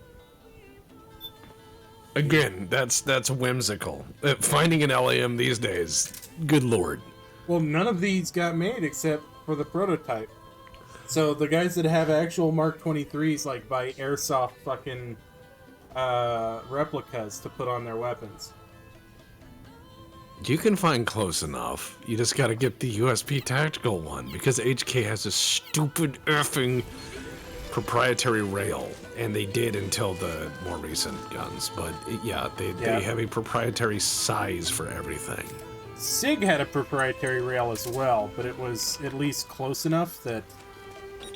Yeah, most of them, if you dog them down, will work just fine. Yeah, because the SIG one, you use, like on the TLR one, you just use the Glock. Oh, is this going to be the chaff grenade? Hi, D. What's a Russian gunship doing here? Well, you know, I mean, just it scrambles all the electronic devices. Oh, I've got a box of claw adapters, Waxatron. I'm just gonna say that, like, when it comes down to like the rail attachments to stuff, just because you can doesn't mean you should. I have a lot of people who will just say like, "This is my AR. This is my AR. This is the, you know, it's built not bought, built not bought." And I'm like, why do you have a 30-pound rifle? Does this rifle shoot 2 miles? No. Then why does it weigh 30 pounds? Is it 50 cal? No, it's 5.56. What is wrong with you? Can't get that. This is my AR. I have 80 things stapled to it. And I'm like, have you ever shot like a gun just out of the box as is, and a lot of them start reeing? I'm like, I'm gonna trust the engineer knows better than you do. I'm gonna presume the person who designed it is probably a little smarter than the operator. That's just me. Campbell told me about the situation here. Yeah, so this entire thing is like a actually fairly well done flashback to Metal Gear Solid 1 with a bunch of callbacks. Like the rats. Yeah. But as far as like ARs go, I try to remind people the gun and even its magazines were designed to be inherently disposable. The whole thing was a disposable weapon system. That's why it's made out of aluminum. It was not designed to last very long. Its magazines were designed to be disposable. The whole thing was designed to be used till burned up and thrown away. It is an expression in disposable thinking. It is planned obsolescence as a rifle. So very high-end ARs can be very nice, but I look at the price point and someone's like, this is a $6,000 AR. I'm like, yeah, but in 2 or 3 years, that $6,000 AR is not going to be worth $6,000. Whereas the $6,000 lever gun I buy is going to be worth twice that. It's one of those things where people look at rifles very strangely and they get this very tactical idea of, you know, I want this John Wick rifle. And I'm like, yeah, but at its base, it is just a tool. It is not worth that premium, I don't think. Now, I'm a fuddy-duddy, and I do own some lever guns, so, you know, my favorite rifle goes ping. Take what I say with a grain of salt.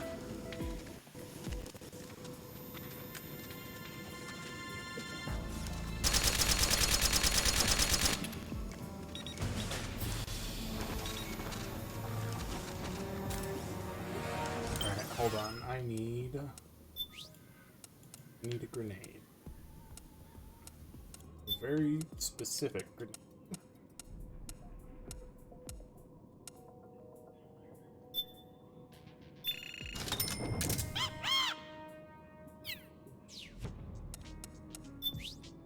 I'm gonna need a lot of them.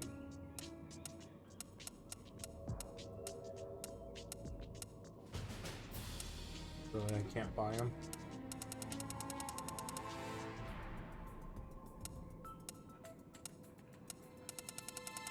Alright, whatever. Oh man, but God, it's one of those things of like when it comes down to rifles, I've never understood why people try to buy stupid, insane premiums, because you can build stuff. You can build stuff for a lot cheaper. I mean, I built you a G3 that is the exact copy of a Bundeswehr G3. Yeah. Except for one difference, and that was I put a different thread pitch on that, you know, muzzle. That's it. I did not use the HK1. I'm not going to use that stupid fucking clip. That's insane.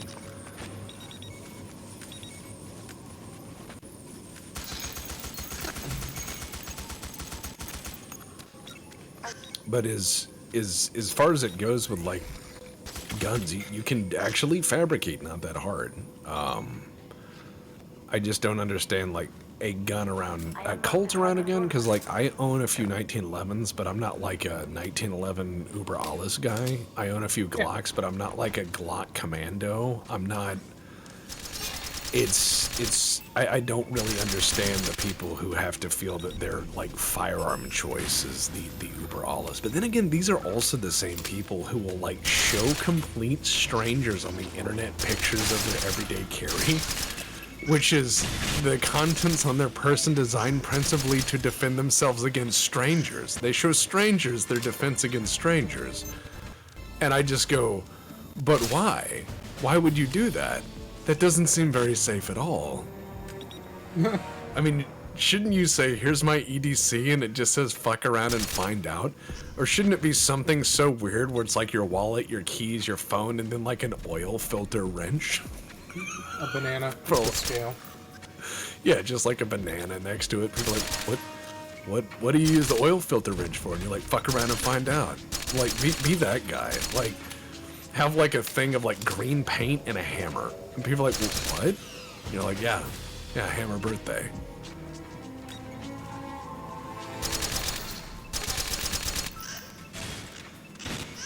See, I think what would be great is just for your everyday carry, for the everyday carry picture, I would just say show a hammer. Like, just start making this a meme. Like, go out on Amazon and buy the weirdest hammer you can. Go buy the weirdest hammer you can at the hardware store, and then wear it up on purpose, mar it up using it a bit, and then be like, this is my everyday carry. It's helped me out for 10 years. Been in some really tough spots, and it's like a rock hammer. Like, get a holster and put a curling iron in it. It's Mr. Hammer. Well, you can get the holsters for like fucking hot sauce and shit. Why not a hot glue gun? I think that would dissuade someone from attacking you. That would hurt. You just get them with it, and they're like, ah!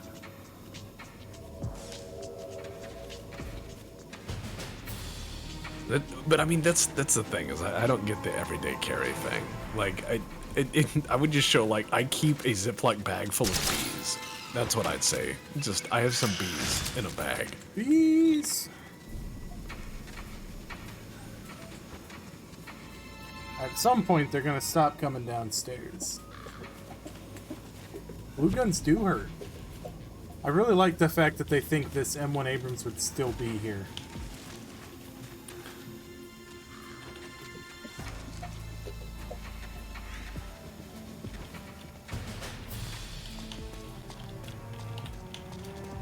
A spray cheese canister.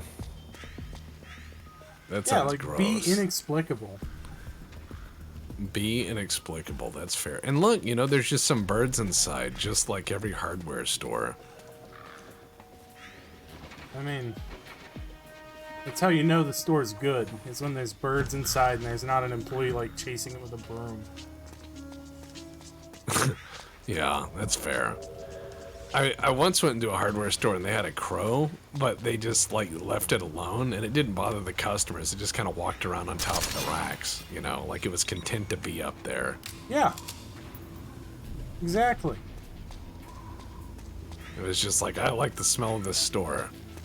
And fuck yeah, of course it likes the smell of the store. How could you not? It's a hardware store. Hardware stores and old, like, military surplus stores is where it's at, man. It's true. But it's got to be a real surplus store that has actual surplus, not freshly made fake surplus. I've not seen a good surplus store in a long, long time. Somehow I've got one here. His prices aren't all that great always, but... I remember when you could just go in and just buy a pile of helmets and they were $12 a piece. Or you could go buy, you know, like... You could just buy anything for nothing. It'd be like, oh, you want to buy a dummy grenade? That's $1. You want to go buy some, you know, jerry cans? You know, they're $5 a piece. And now you go in there and it's like eBay prices. Yeah. It feels like a bookstore for crap. Well, it's been a while since we've had a good large surplus of anything. Okay. Who, just as the show of the gentle, kind souls who've tuned in for the evening, how many of you guys would like a good joke, or a good, like, haha but fucked up laugh? Because I got a good one. All right. I went to a store, and it was one of those open box stores, right? Yeah. Or, you know, the things where, you know, they open the box, like the box has been opened or whatever, and I looked at all the things in the store, and a lot of stuff was stuff that had been returned or, you know, was surplus or whatever, but much of it was just various items. And as I looked around, I became very distinctly aware that a lot of these items had a similar theme. And so I realized that if I had this store, I would just need to rename it so you would know what it was all about. And you know what I would rename it? What? Weddings Canceled. That's what the store was. It was nothing but a bunch of wedding gifts, essentially. It was just piles of crap of people who backed out. And I was just like, oh my god. But I walked around and I was like, this is an awful lot of, like, plates. This is a lot of, like plates and cups. Why all these nice themed plates and cups? And wow, look, there's a lot of small but nice appliances here. And this is a lot of, like, nice things. And so I was like, weddings canceled. The store. Like, this is all the gift stuff.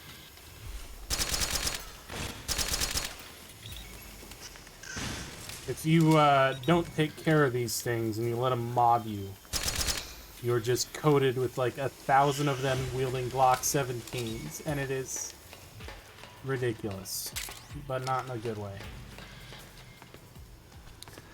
Well, see, I went into that store because I was looking for a waffle iron. That's initially Well, where did it you find started. one? I did not. Well, okay. Let me back up. I have odd tastes in many things: music, movies, guns, food, Appliances. friends. Appliances are part of this.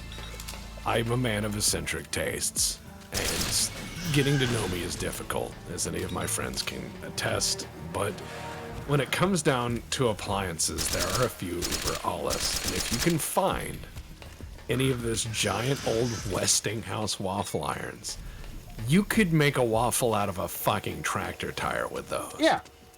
They're giant. They heat up to the temperature of the sun. I've seen people use those things to melt lead for bullets.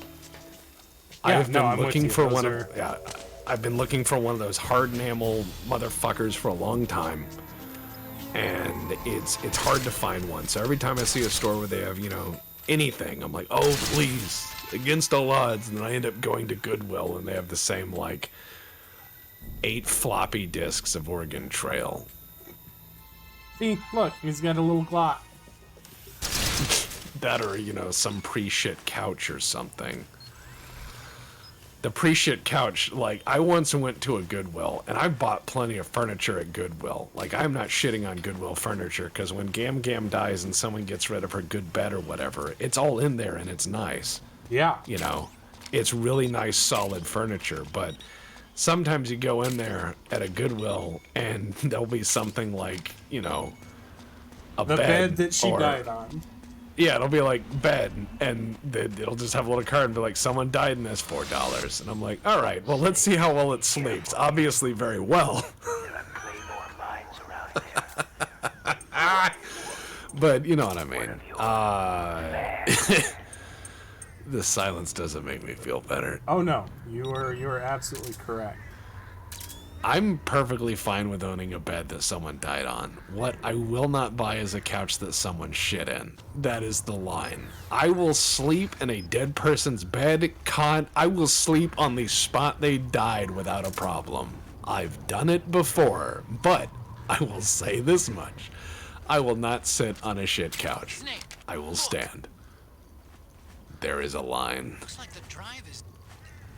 Maybe it's. Well, I'm not gonna buy a couch that has like a blood spatter stain on it. That's different. I'm not callous to the point of like the bones are still in it, and I'm throwing them against the wall like I'll take it.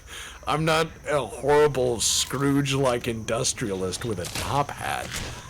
I'm just saying that there's a limit. Like if they're like someone died in this house, I'll be like, everyone dies in a house eventually. It's that or in the street or like on a roller coaster. If I designed it, Yeah. Everybody dies of something. That doesn't bother me. But if someone's like, this God. couch has been shit in, I'm like, no, thank you. I told somebody about the food and bathroom railroad experience. The B&F Railroad. Yeah. People will pay $3.99 to to pinch a loaf, and they will ride a train to do it each way. And pay each way for that train. Oh God, yes. I hear the train a pooping. But I don't know. Like, when it comes down to used stuff, I'm fine with used stuff. Most of my guns are used. I don't buy know, anything new if I can help it. If I can help it the same way, because I don't trust new appliances. If you have a brand new appliance, I ran the and you're most like, profitable railroad of 2023. you did. But ride a train, pinch a loaf, the park. You will pay for each experience. But here's the thing, is that you end up with... All right. I can't believe that this facility is still even navigable. Like, why wouldn't it just be filled with gross something? Let me tell you a story about the worst couch I ever saw, right? Now, the couch looked normal. The couch looked normal. And it was sitting on a corner. And I picked the couch up because I wanted to say, like, why would someone throw a couch out? And as soon as I picked the couch up, it started crawling. It was full of fleas. Oh, yeah. It was the couch moved. I was like, well, time to go home and wash my hands with gas. The back door takes us straight where we need to go. I can still see that couch moving sometimes. Like, I'll just see it out of the corner of my eyes. Like the horror of realizing the whole couch is moving. See, back when I was a kid, my mom found a... Oh, there we go. Good thing I didn't buy the Stinger. They were going to give me one. She found in the trash a really, really elegant, like, pale nautical blue leather chair with brass fittings. Like an executive chair that had been thrown out, and it had some interesting stains on it. But she decided that chair was worth it, and she deep cleaned it like 4 times and let it sit outside for a week and then brought it in. And she still has that chair. Okay, let me tell you why. I don't want to sound like a Luddite, but let me tell you why I don't trust new furniture. Can I tell that story without sounding... That's a crash. All right, fine. Find time for a story time. It is, it is. All right, let me tell you a story about why I don't trust new... Oh, thank you, Train. Let me tell you a story about why I don't trust new appliances and stuff. You end up going out, and you end up going out and having this thing delivered, right? Mm-hmm. You have this appliance delivered. And on the side of the box, it says this is like a clothes washing device, and it will, with greater efficiency and ease, make the process of washing your clothes all the more important, all the more better, all of these other very incredible important things. And you're like, okay, and you put your fucking clothes in, and it goes, but you need to make me sip the special drink to make your laundry sauce work, because I can't drink the discount laundry sauce. I need the special laundry sauce. I have special needs. So you have to buy the special laundry sauce for the needy machine, right? You put the special laundry sauce in the needy machine, and then it sits there and it goes, okay, and you start it, and it goes, and it kind of washes the clothes because it spits on the water. It's like a dirty porn start. It just goes, that's it. You get that much. And it just like whips your clothes around with that. You're like, huh. And then you wash your clothes twice because the computer brain in there, which is connected to the cloud, which will call Samsung and let you know like how much soap you need to remove skid marks or whatever for whatever processing thing, will then tell your dryer via Wi-Fi, here is how long you must dry your clothes. Now, this sounds like a smart idea. You don't have to guess how long to dry your clothes. It should know because it has sensors in both things. In no piece of laundry equipment I have ever owned has any of those fucking sensors worked. Not once. Those sensors and all of that brain and everyone who programs it, if they made planes would be flying into the atmosphere until they fell down from a lack of fuel. These sensors do nothing. I will tell you what works. Back in the 70s and 80s, they had this thing called a timer, Depp. Are you familiar with a timer? I am. At the speed of 1 second every second, it counts down minutes remaining until a process is done via a mechanical clockwork action. Are you familiar with this process? I am. Here's what's really amazing is if you go, it takes about 48 minutes at this temperature for something to be done, e.g. like cooking something, and you set that timer, it will do it the same time every way. Did you know that? The heliport is to the west of I am familiar, yes. So they replace that with a computer and a bunch of programming and stuff and sell you something that's twice as expensive, that cleans your clothes poorly and then tells you things are dry when they are not. It says this towel is dry. I take it out. I feel the towel is wet. Samsung disagrees. You know, that entire monologue was just the low flow flush episode of King of the Hill, but writ large. I hate low flow toilets. I will pay more. I'm an American. I will pay more to flush a turd all the way rather than to waterboard a turd for 10 minutes. I hate half measures. It's like low flow toilets are like putting waist high speed bumps in front of a grocery store, saying this will stop people from driving like assholes. It will not. They will drive faster over them to catch air. You've just given them a new sport. You will now have skateboard kids showing up. Yeah, you're not wrong. ID lock my grenade, will you? I mean, here's the thing. If your lights were actually powerful enough, instead of all this low wattage crap, I would only need one. I wouldn't need to buy 50.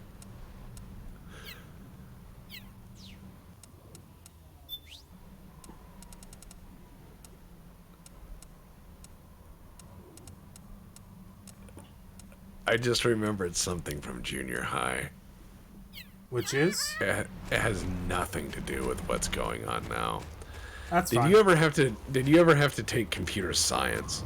Like 4 different times. Right. So we had to take computer science back in the day, and we had Apple IIes, and then we had the tall singular Mac with a monochrome screen. We had both of those, and I remember we had this teacher who had been the typing instructor the previous year, where we had IBM Selectrix and I had learned to type, and then we had computer class. And so in computer class, the successive year, because I was there when they switched it over, it was pretty fun because this lady was the most tech guru person they had, which is not saying much. And she came out and told all of us that in the future, everyone would own nothing but Apple products as they were so far ahead. And I remember this one kid in our class looking at her and with the assuredness of an ancient adult said, on no planet will that be true. Nice. She threw him out of the class.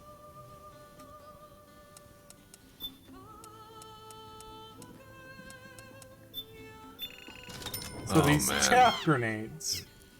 Yeah, well, they're ID locked. They're ID locked, yeah. yes. But specifically, they're the same ones that were on that helipad 20 years ago. Well, I mean, they're ID locked, man. Somebody came by, scanned it, entered it into the database, gave it a number. Just then put it right back down. I remember that computer class because the teacher was saying that the internet would be only for business. I remember a lot of the stuff she said was just hilarious because it was, of course, shaped by the era she came up in. Obviously, you know, like everybody can only see, you know, the world they grew up in, or the lens of that. But she was like, the internet will only be used for business, and the internet will only be used for, you know, serious matters. And I just dead ass, like, you will never be able to just play with the internet. It's not for things. And I, at that point, had already been playing, like, games online for a year. And I was like, I hope she's not right. Like, I didn't know because she was an adult, right? So Yeah. I presume she might be. Like, oh, wow, maybe I was one of the last people who had been able to be silly with this before they break it and don't let us anymore. I thought there was going to be, like, a rule or a law. But no, it turns out she was just a product of, like, the Great Depression. Strange that. She remembered when bananas looked different. Yeah, no, it's strangest thing, you know, my grandfather who went through the Depression always had a lot of food on hand. Yeah, it's kind of strange. People My are grandmother... influenced by their experiences. My grandmother would always keep extra, or extra, as she would say. She'd always keep extra. And it got to the point where we would go visit my grandma, and she would have, like... Because she had access to a military ID retire dependent card, so she had a lot of extra. So she'd have, like, a pallet of soap, you know? Like, in the bathroom. Like, every soap you could imagine, there would be 10 of it, so you'd go over to her house and be like, I'm gonna go take a king's bath, where you try to use as much of that soap as possible. Like, you use a whole bottle of soap for one bath. You know what I mean? You're just like, yes, effervescent, bubbles like to the ceiling. It wouldn't make a dent if you had every bath like that. That's how much soap she has. She could clean the world after the apocalypse. She has enough food in her purse to feed an army. You know, that is kind of that generation, though. Oh, yeah, they always had something. It's like, oh, here's a candy, here's a piece of gum, here's a cracker, because you never know when your Model A might break down and you might have to live there. So Snake has finally... What are these supposed to be?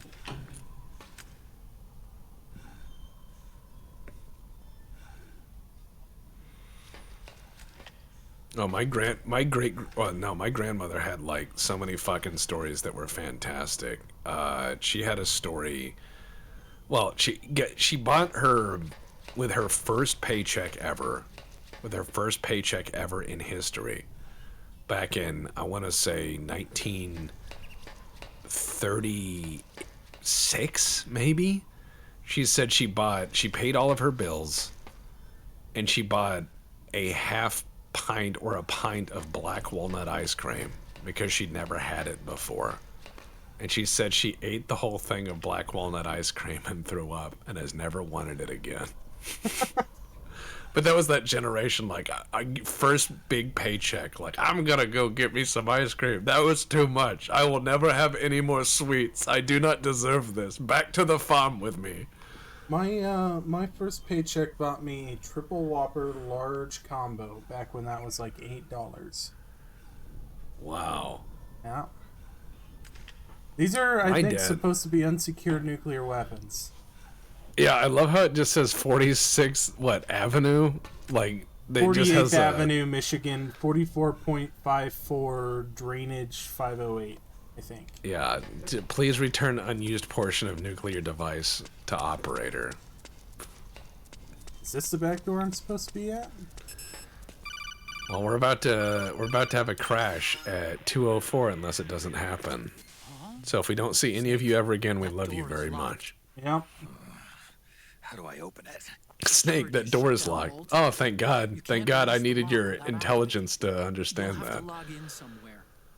My first paycheck was $27.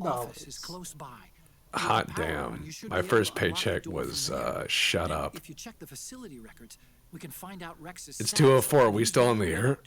You remember Are we still on the air? I'm not. I don't know. It I shows think we we're are. fine. Just hold still. Hold fast. Wait for it. Hold. Hold. Snake, Wait, what? Metal Gear! Think you can remember that? No, you've crashed? If I've crashed, how can you hear me?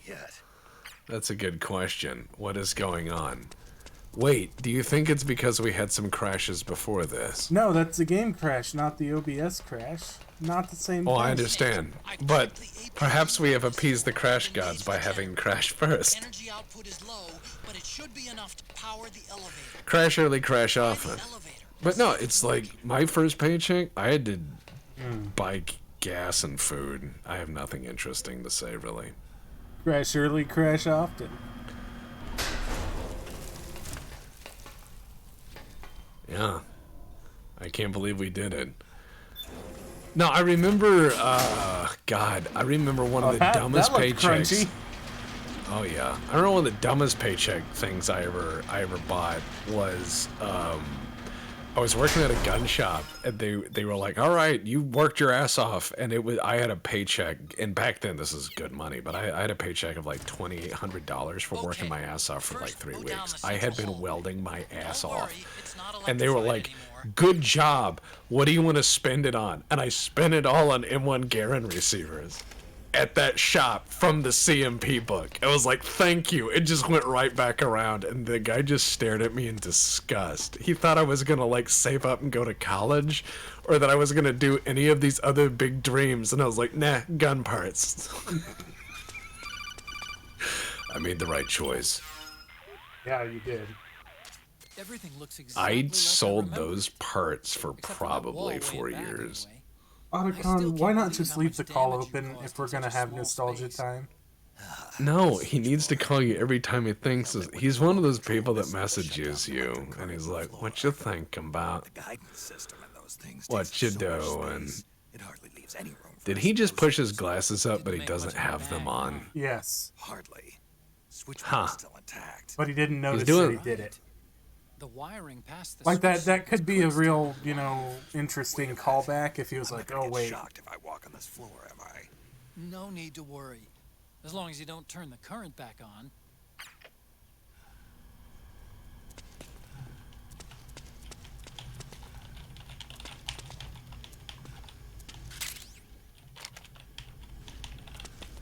Oh, God.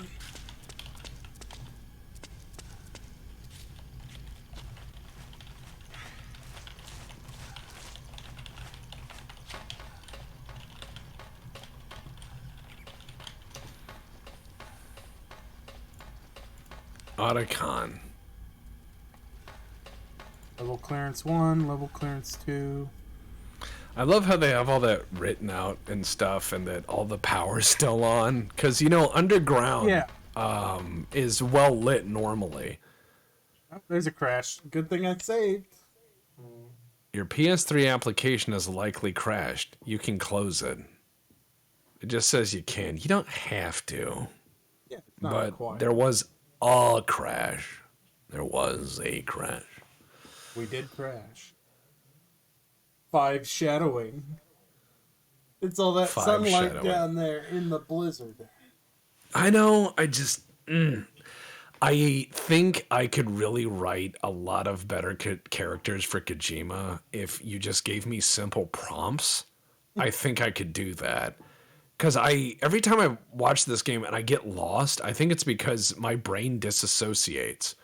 Because their character will open their mouth and all of this exposition starts flowing out of them like a Wagnerian opera. And in that sense, Kojima has like really good minutes, but very shitty hours. It's just too much. And so it's just, war is terrible. And you're like, oh my God, it's The Godfather 3, but for 35 hours.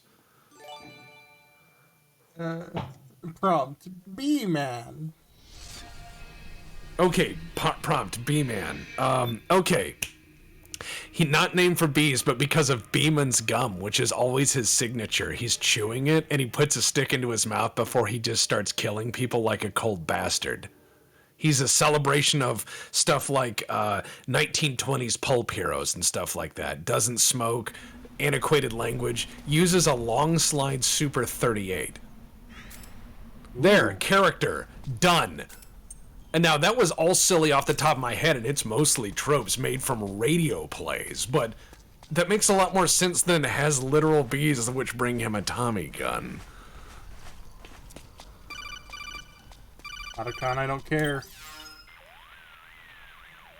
I don't see any I just like the idea of someone having a name like B-Man, and you're like, oh, what's with the B's? And he's like, dude, it's from the gum.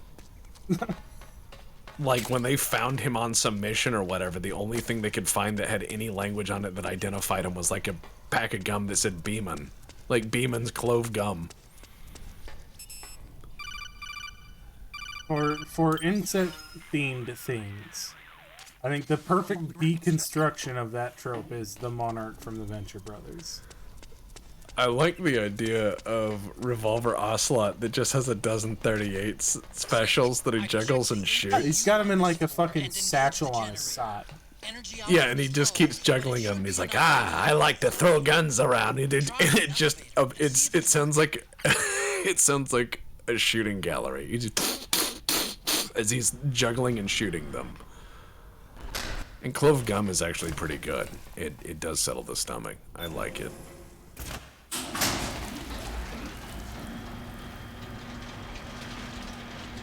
Revolver Ocelot just rotates in place. Yeah, why not? Okay, first go down the central hallway. Don't worry, it's not electrified anymore.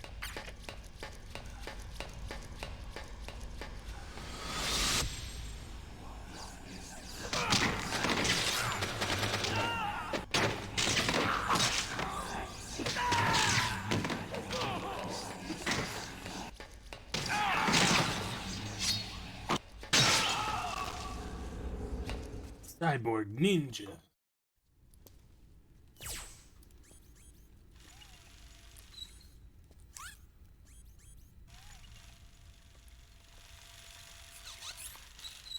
So you're telling me it makes that noise as it moves around, but nobody can find it?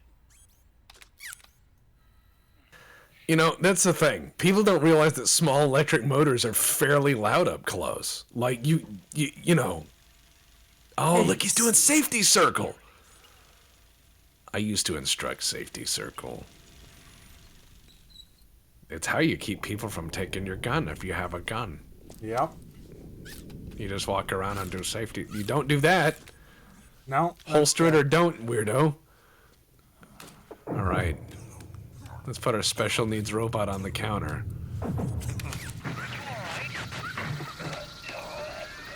He's like, hey, does that robot have some morphine? Grandpa needs Percocet. That's one more hit. Yeah, like, man. did they ever check to see what's actually in that syringe, or did they just take her word that it's good for him? It's just aloe vera. The placebo is maybe the best outcome he could hope for. That password I told you before, you remember it, right? What has this been injecting under my skin? Oh, plutonium-238 in a gelatin suspension. Oh, man. That'll kill that cancer. Enter security code, and he's like 69, 69, 69, and then it blows up. Where's the morphine? R2 dumb 2? I like it. Oh, do I actually have to enter the security code? Fuck, Type in I do. 1337.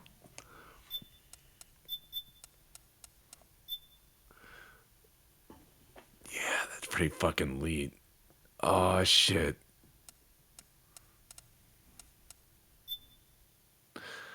Do we have enough room to do 538 or 531-8008?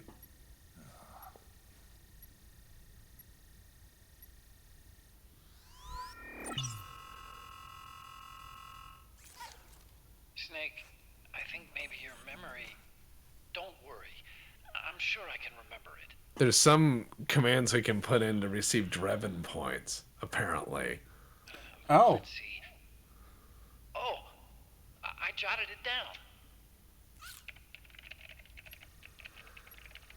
No, it's just an injector of New England clam chowder. None of you guys got that right. See? No need to worry. Oh, I feel Yeah. bad because I'm old. Yeah, but they spelled boobies several times, so, I mean, it's 69, 420. That's pretty good.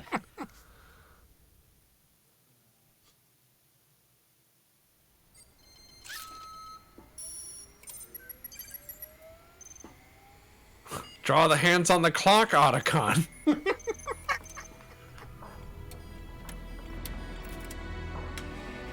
I jotted it down. Thanks, Otacon, you dick. Yeah, exactly. All these old Blade servers will surely work when we fire up some electricity to them for the first time in 30 years. I actually have a military computer from this era. And I'm currently having a problem where it doesn't recognize the hard drive because it's so fucking old. Yeah, no, they don't speak to each other. I remember my dad is a chemical engineer, spent about a summer getting our computer at the time to talk to both the monitor and the printer, and at the same time, I have the keyboard. Ruggedized military dot matrix printer in its olive drab case that goes with this. I have not even begun that fight. That is going to be its own problem. If anybody here knows how to get a SAIC V2LC model working, I believe this is a V2LC 2000? Naomi hated them for what they did to Frank's Bug me.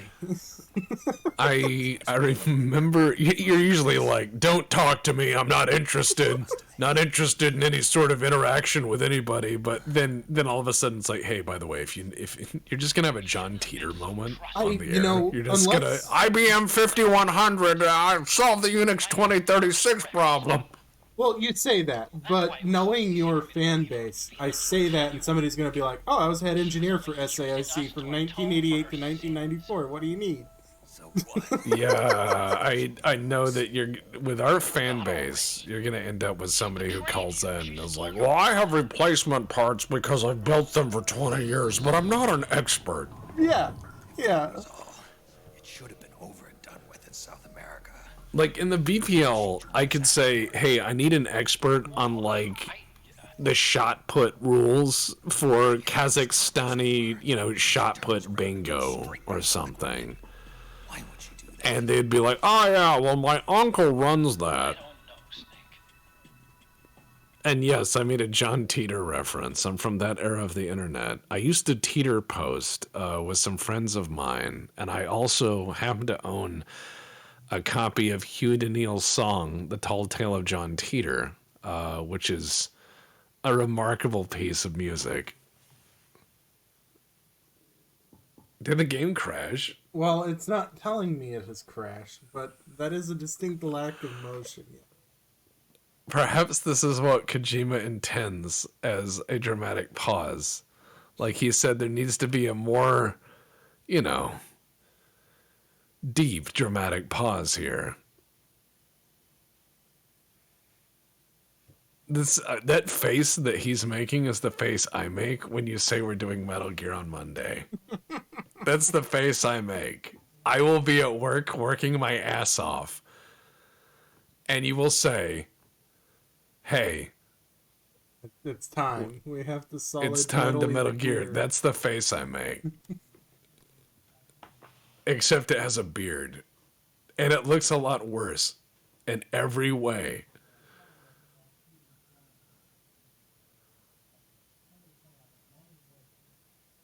Well, what are we going to talk about now? That's an excellent question. What if instead of a codec, he had an ANGR9 and he had the hand crank generator for it? So he's like, hold on, I got a call. And it's like, as he's like, trying to reach him, and it's all like bouncing up and down as he does it. And they're like, and he gets like 3 letters, and it's just like, kill Mr. X. And he's like, okay, I'll try.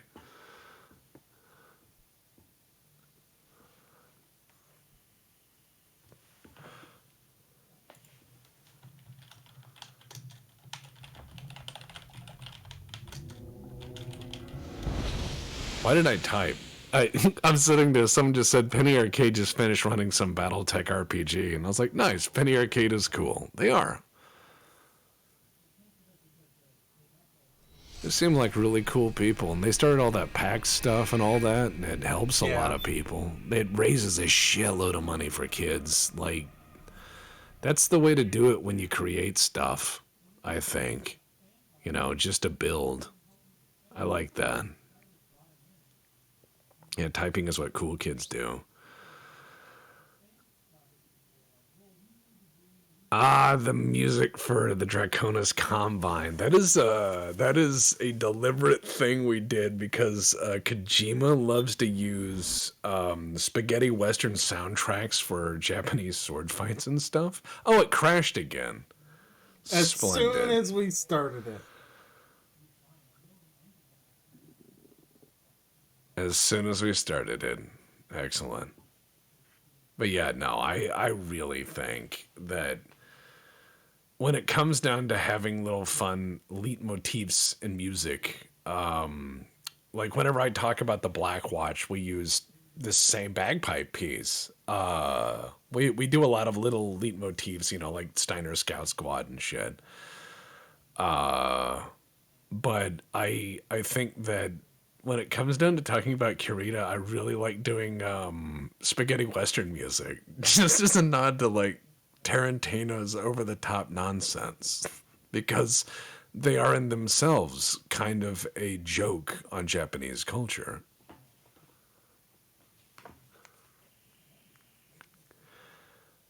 I'm actually writing a Steiner Scout Squad right now. That's what my little typing has been in between, is like little giggling jokes.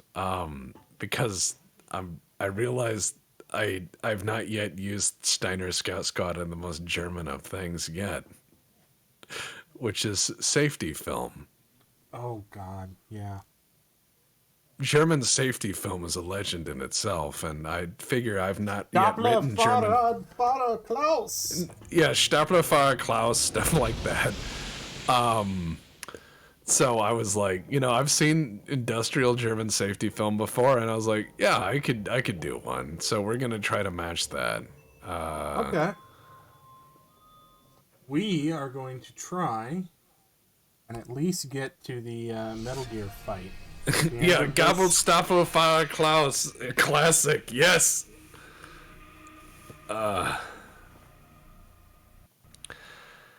It's that or the other thing I told Mike, and he gave me a look that said he would help me do it, but he also gave me that look that said I was crazy. All right, so here's an idea. I'm just going to mention it, and you guys can throw this out in the community and say that Tech said he's thinking about it. It's going to take some time for me, you know, to actually get this down just right. It's going to be more difficult, but all right, you know how if you go to any large city today, you can see people reenacting plays from the greatest playwrights we've ever had, including Shakespeare, several hundred years in the past, right? So I presume that in the future, Deb, you would have similar looking past of classic works that are referenced and popular and would be conveyed, much like The Merchant of Venice or anything else, yeah? Yeah. I'm going to mention a phrase and you're going to see it in your head. And this may ruin everything for you, but this is my goal. The Van Zandt Community Theater presents Steamed Hams. Oh, God.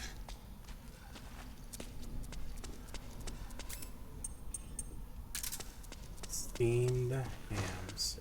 Steamed hams would be 1,000 years old at that point. It would. So it would be, you know, in the same vein as Shakespeare. Yeah, which was, at the time, dirty jokes. Yeah. No, just do a steamed hams, and I'd have people read it like Shakespeare. Like, I'd be like, hey, I would write it, I could rewrite steamed ham. Like, I'm not a terrible writer, Deb. I can rewrite, I know how to write an iambic pentameter. Well, that's what I was getting at, was it's 1,000 years in the past with all of the baggage that comes with. So, you know, it's 7 years ago, steamed hams. Avast Vaki, just this cultural soup. Alas, Seymour, thy navigation still leaves much to be desired, and yet by grace upon your porch I find myself in time, bearing a friendly gift, a jug of wine. I've got it, Snake. My old office is close by. Despite your directions, I made it, Seymour.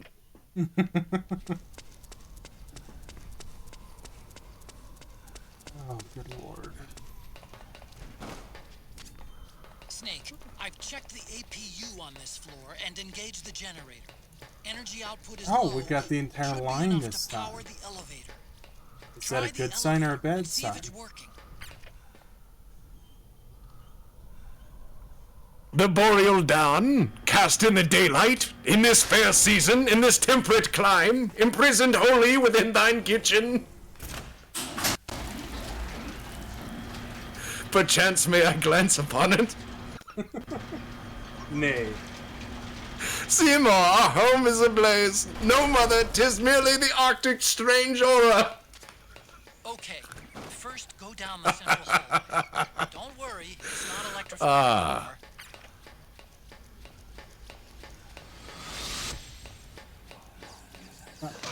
Alright, so this time we're not gonna let the cutscene go.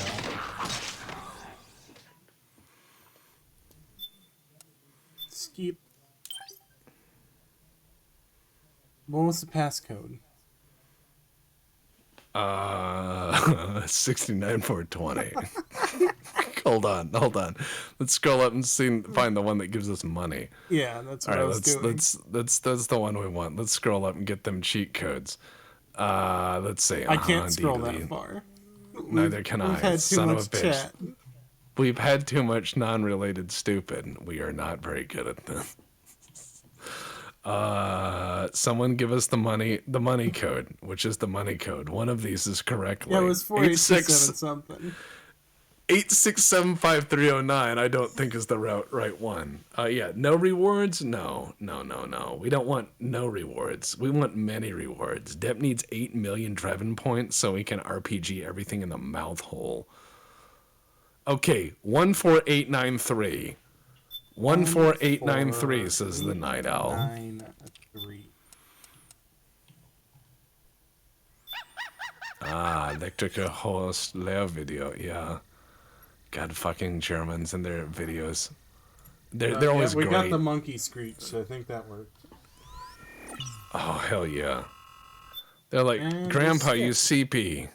You I'm CP, getting a Grandpa. phone call. Give me a sec. It's alright, I'll entertain chat. But yeah, my idea is that if we could do steamed hams, we could actually get it done. As far as I know, alright, so when you say actual historian fire, Will, you have to understand something. When I did a podcast with my coworkers from a think tank, which is actually covering a real war right now, and not for entertainment or haha or YouTube, but for real, I explained to everyone that there are no geniuses in the business and that there is no beholder of universal truth. There are only detectives, and some are better than others. I find that in history it's much the same thing. And as a historian, I find that history is often defended and held most by those who live it, work it, and try to support it. In many cases in history, some of the best historians I've met have never been to school for it, not for 1 minute, but their dogged determination lifts rocks and shifts mountains, and that's kind of equally important. So I would say that I'm a student of history. But as far as historian goes, the only historical work I have said that I would say could be judged, at least by the public, would certainly be that of Tex Talks Battletech, which would be more, I would say, in essence, a degree in historiography being applied.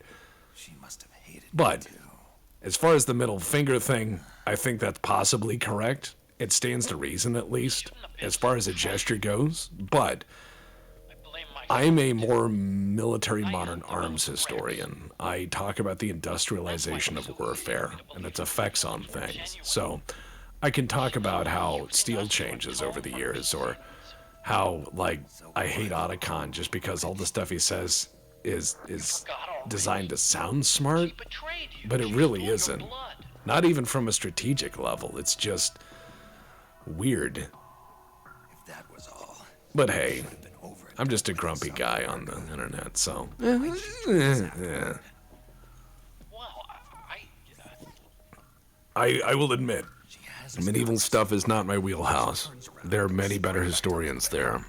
I know some things, but my knowledge of firearms and industrialization of war is like 1870s to like 1940s in terms of deep history. What did I miss? Oh, I just clarified the point that there's no real experts in the military-industrial complex as far as analysts and historians are much the same milk for the same reason, because it's very difficult to say that you know all the things. You can only be a good detective, but not a beholder of all the truth. That about catches you up. Okay. The gist of that thing, I don't know if they got that far, is that Rex is still on the property. They took the nuclear railgun off. Yeah, but then they just left it. Now, that actually kind of makes sense, because they lost at the Aberdeen Proving Ground the T-95 prototype because they just kind of forgot to mow the lawn, and the grass grew over it. Gecko! We've got Gecko! And then they mowed the lawn, and it was there again. Yeah. And they're like, oh, that one-off prototype. Oops. Strange, that.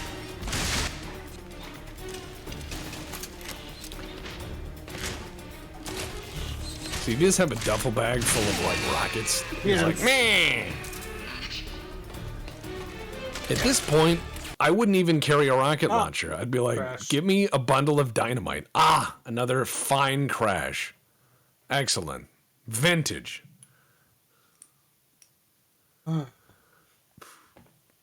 I'd hate to say this, but I wouldn't want to carry a sack of law rockets into battle. No, neither would I. I have 30 in a satchel. You know, as far as weapons go, there's a lot of stuff that people don't know, but I'm just going to say this for the record. Bazooka tubes and stuff are not, like, indestructible. They're actually quite flimsy. You can accidentally break... It's PVC pipe. Yeah.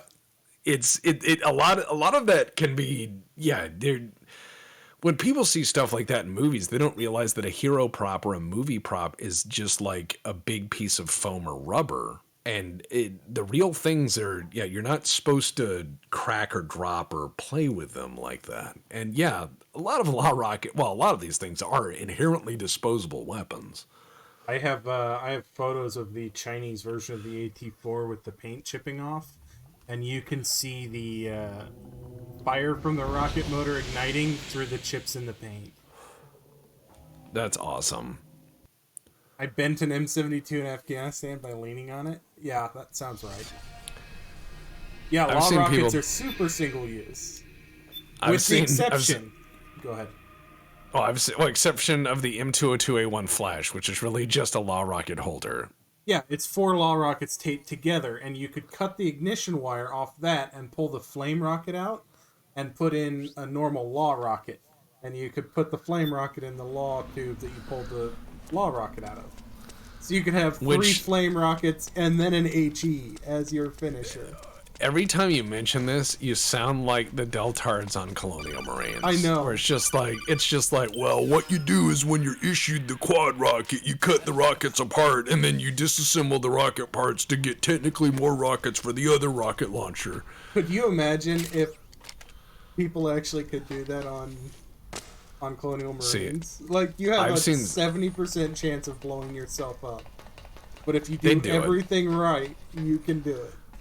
They do it. I remember there was that guy who there was that guy who fucked up that alien because the alien had there was, I forget, one thing where the alien could catch, like it could catch something if thrown, like if an alien threw to another alien, like a one of the embryos or little dudes, you could catch it and then like carry them as one of the carriers. I remember there was a line of code that got fucked up, and so this guy was whipping grenades at the aliens, and they were catching and holding it, and they couldn't get rid. And they're like, oh, and they'd just blow up and kill them. So this guy would run up to the aliens and just throw grenades at them, and they would catch it and just blow them to pieces. It was great. It was the same era as the Super Tecmo Bowl orbital bombardment thing. That was the best.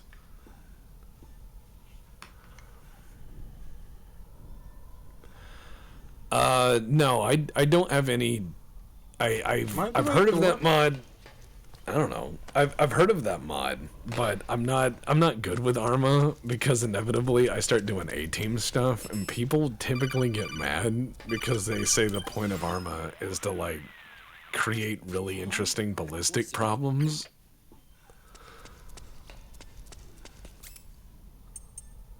Now that I know this is the next weapon I'm gonna need, I'll go ahead and fast equip it. Snake, I've checked the APU on this floor and engaged the generator. Energy output is low, but should be enough to power the... Oh, fuck yeah. Was-Piece has got the electric football game with his grandson. Really, the electric game where the whole thing vibrated and all the little parts and the whole table moved? Those are great. My grandfather used to bet on that. He was not a rich man. Electric football. I wonder what happens when you law rocket in an elevator. Well, I'm gonna say this much. You'll be around for the whole experience. Okay, first just put that on the ground. I have seen a lot of those. I've seen a few of them. My grandfather had one of those electric football games. It was really cool to watch because the little, like, for those of you who don't know what we're talking about, go Google electric football. And it's a little table that has a vibrating motor in it, and you have all these tiny miniatures for all the players. And then that vibrating table makes all the players move around and interact with each other and do stuff. So it was kind of a way of simulating a football game. Before a football game, before electronic medium, like, you know, more complex simulators. And it was kind of neat. It was a neat toy. And so when you watch it, you realize you could actually play whole games like that, just watching Rain Jesus play out because of this. I finished unlocking the door on the first floor.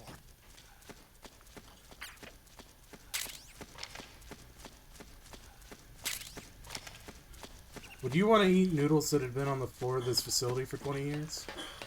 I've eaten some stuff on the courtesy flush I probably haven't. So, shouldn't. So, I mean, yeah. Gecko, Save, Deb. You should probably save. I can't save yet. Oh. God, I wish I could, though. Oh, excuse me, I've got 61 of these things. 61 law rockets, and a problem ain't one. Blow!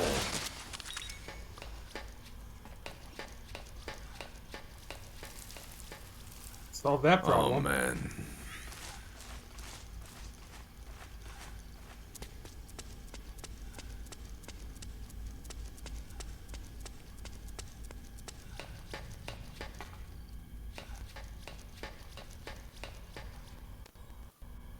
Yeah, once I get out of this building, it'll matter. I can save again. But it's just doing checkpoint when you enter this building. Well, it's a fun checkpoint. Yeah, it's been especially fun. We have many law rockets. We're heroes. I have many. They call me great hero of the American Union. You're a great hero. Okay, Snake. Take the stairs down and go to the north door. I'll open it for you with the Mark III. Where the fuck did that gecko come from? I can't skip this cutscene. No, you can't. It's that weird would be that reasonable. the interface hasn't changed in, 30 years. Why would you skip a cutscene? Why would you skip all of this free movie? This is free entertainment.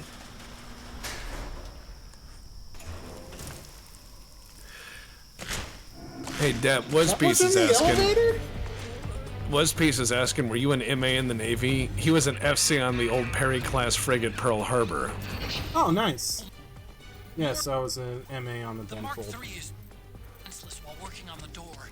You'll have to distract the gecko so they don't spot it. Oh, yeah.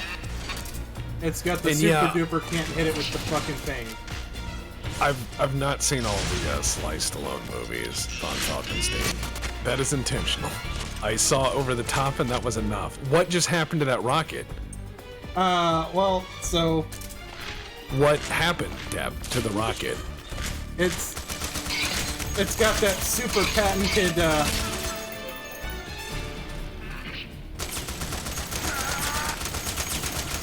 super patented can't shoot it fucking shit on it. Oh, so it's got like Flex Seal.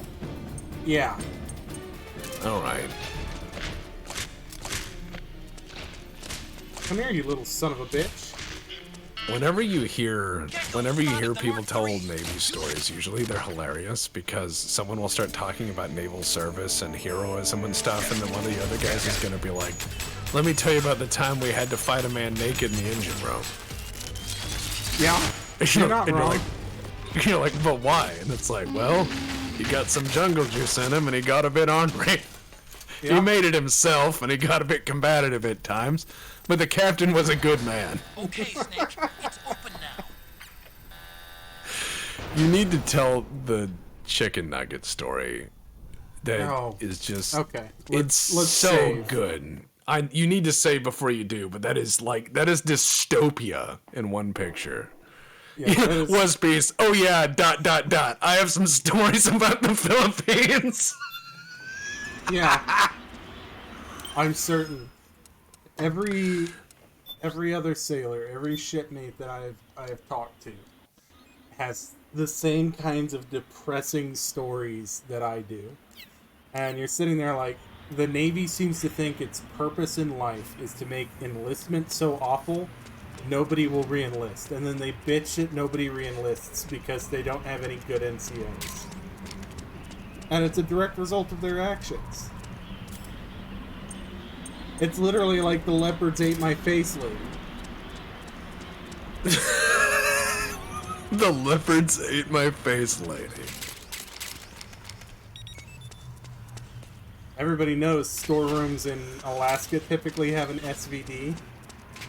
Oh, dude, it's Alaska. I mean, yeah, it's not Canada. An SVD wouldn't be. Actually, they'd probably have an SVD in Canada. They have a lot of stuff that was imported there that was never imported here. Oh yeah. They have SVT-40s all over the place.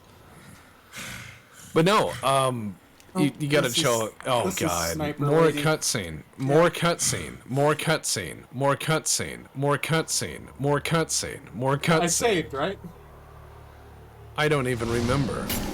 I feel like we have taken an attritional approach to Kojima. I think it's just the next battle, the next hedgerow, the next foxhole, the next strange character.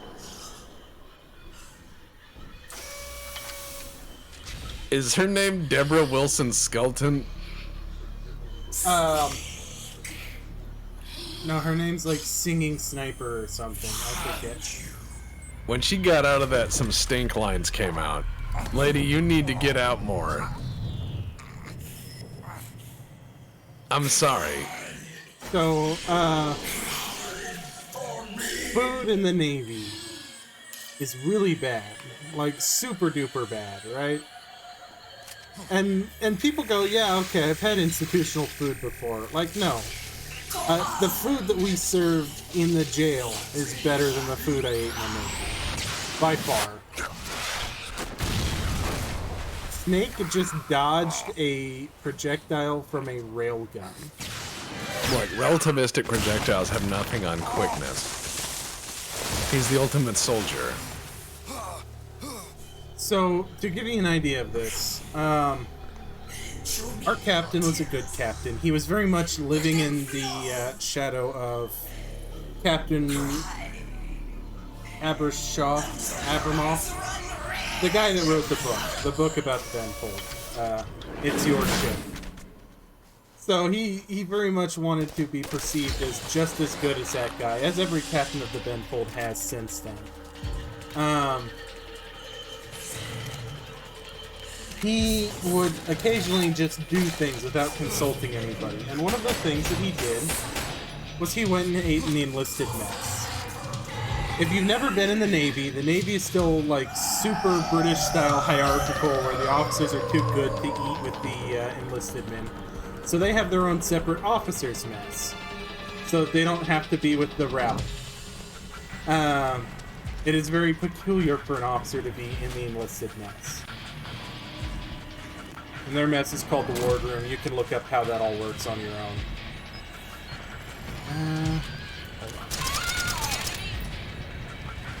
Yeah, that's the enemy.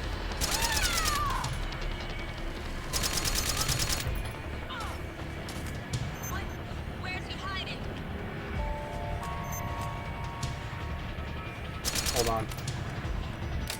So, the particular day that he decided to be in the mess was Chicken Nugget Day. And we had Chicken Nugget Day fairly often. The usual way that Chicken Nugget Day goes is you go up, you get your little Melamac tray, you stand in line, a mess steward gives you exactly 5 chicken nuggets that sound like rocks hitting your tray because they are petrified they've been cooked so long. Then they give you some canned corn out of a can the size of a 55-gallon drum, and some bread which may or may not be moldy. And you go on your way, right? Like maybe you get a fruit cup. So he hops in line. No, the captains get the officers get very good meals. Their food is fantastic. They do not eat what we eat. No, I never had to do kitchen duty. Not cooking or serving. I just stood a lot of watch. A lot of watch. It's pretty much all I did, was watch and occasionally helping the gunner's mates maintain weapons.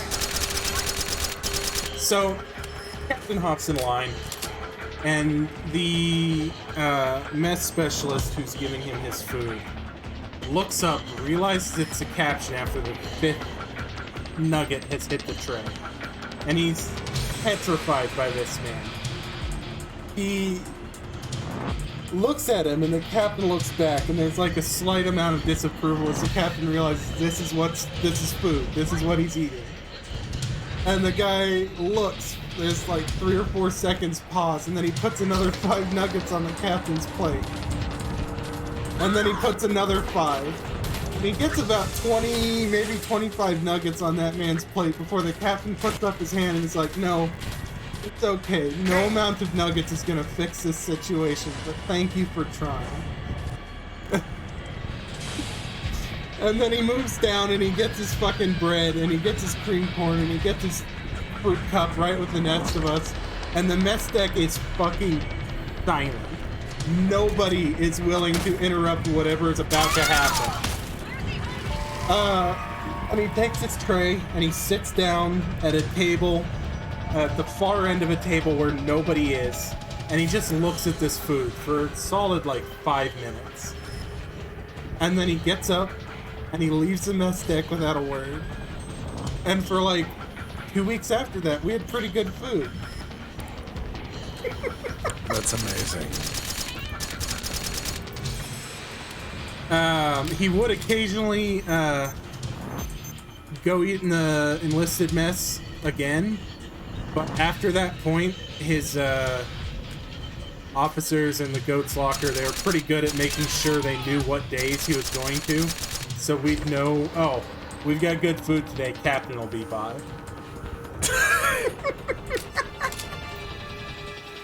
Because, the best way to handle something in the Navy is to undermine your commanding officer without him knowing. That's how you know. I just love that this person is sitting there and is like, I love my men. And then he knows that they're eating rock hard nuggets and he's like, I will never think about them again. Yeah, pretty much. We were not a particularly massive ship. We weren't small, but we were a destroyer. No, hold on, I'm getting another phone call. Go back under the truck. It's fine. I just had a thought, and I can share this with chat while you do that. Yeah. But here's one of the things that I always think is kind of strange with Kojima bad guys is spend a lot of time training these people to jump over buildings or over waist-high fences or over goddamn lakes. They can jump and flip and do all these things, but at no point in any of this super soldier training did they cover the fact that you need to get behind or under things to break line of sight or contact with the enemy. At no point did they say, what if when they shot at you, you laid down and shot back, or dug a hole and crawled into it? and then shot back from there, or found places from which you could shoot back that were perhaps bulletproof and or resistant to munitions or detection, or allowed you to engage and disengage. Nah, let's just do some bounce castle stuff. Let's do some flips. Let's flip, you know, a few stories and things. Now, I don't know if you guys have listened to Depp say this, but I mean, we did make the comment earlier that, you know, like, strippers are very, very fast because they have very strong legs, and I understand that that is, you know, accurate to this, I guess, to some degree, but I would think that there was other criteria, like learning to aim and hide from people who are aiming at you. I'm just complaining that I think all the stripper leg action flipping around is not as good training as, say, like, concealment. Oh, yeah, no. Or, you know, helmet. Basic things. Brain bucket.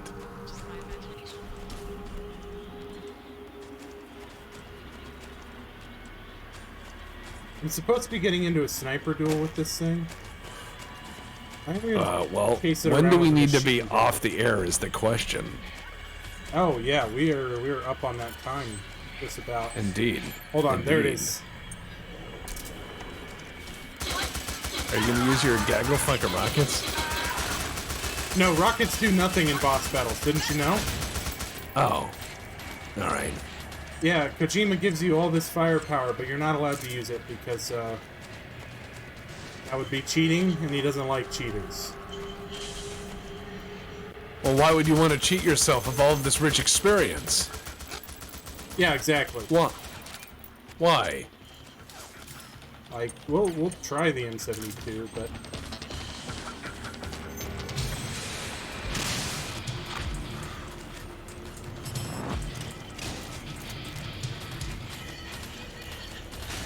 come here, you little son of a bitch.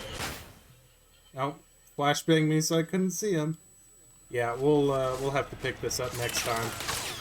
Well, I mean, when you have to kill the dog sniper fight lady, and she has the... I mean, there's, I can't explain this. I'd have a stroke. And not of genius. Not of genius. Nah, the normal kind. Yeah. The painful kind. The kind that you do not like. That's what I would have if I tried to write all this out. Oh, now, hold on. We might...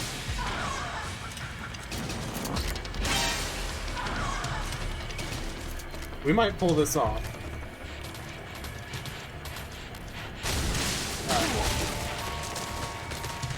No, we got 3 minutes, so we'll call it. We know how to do it next time.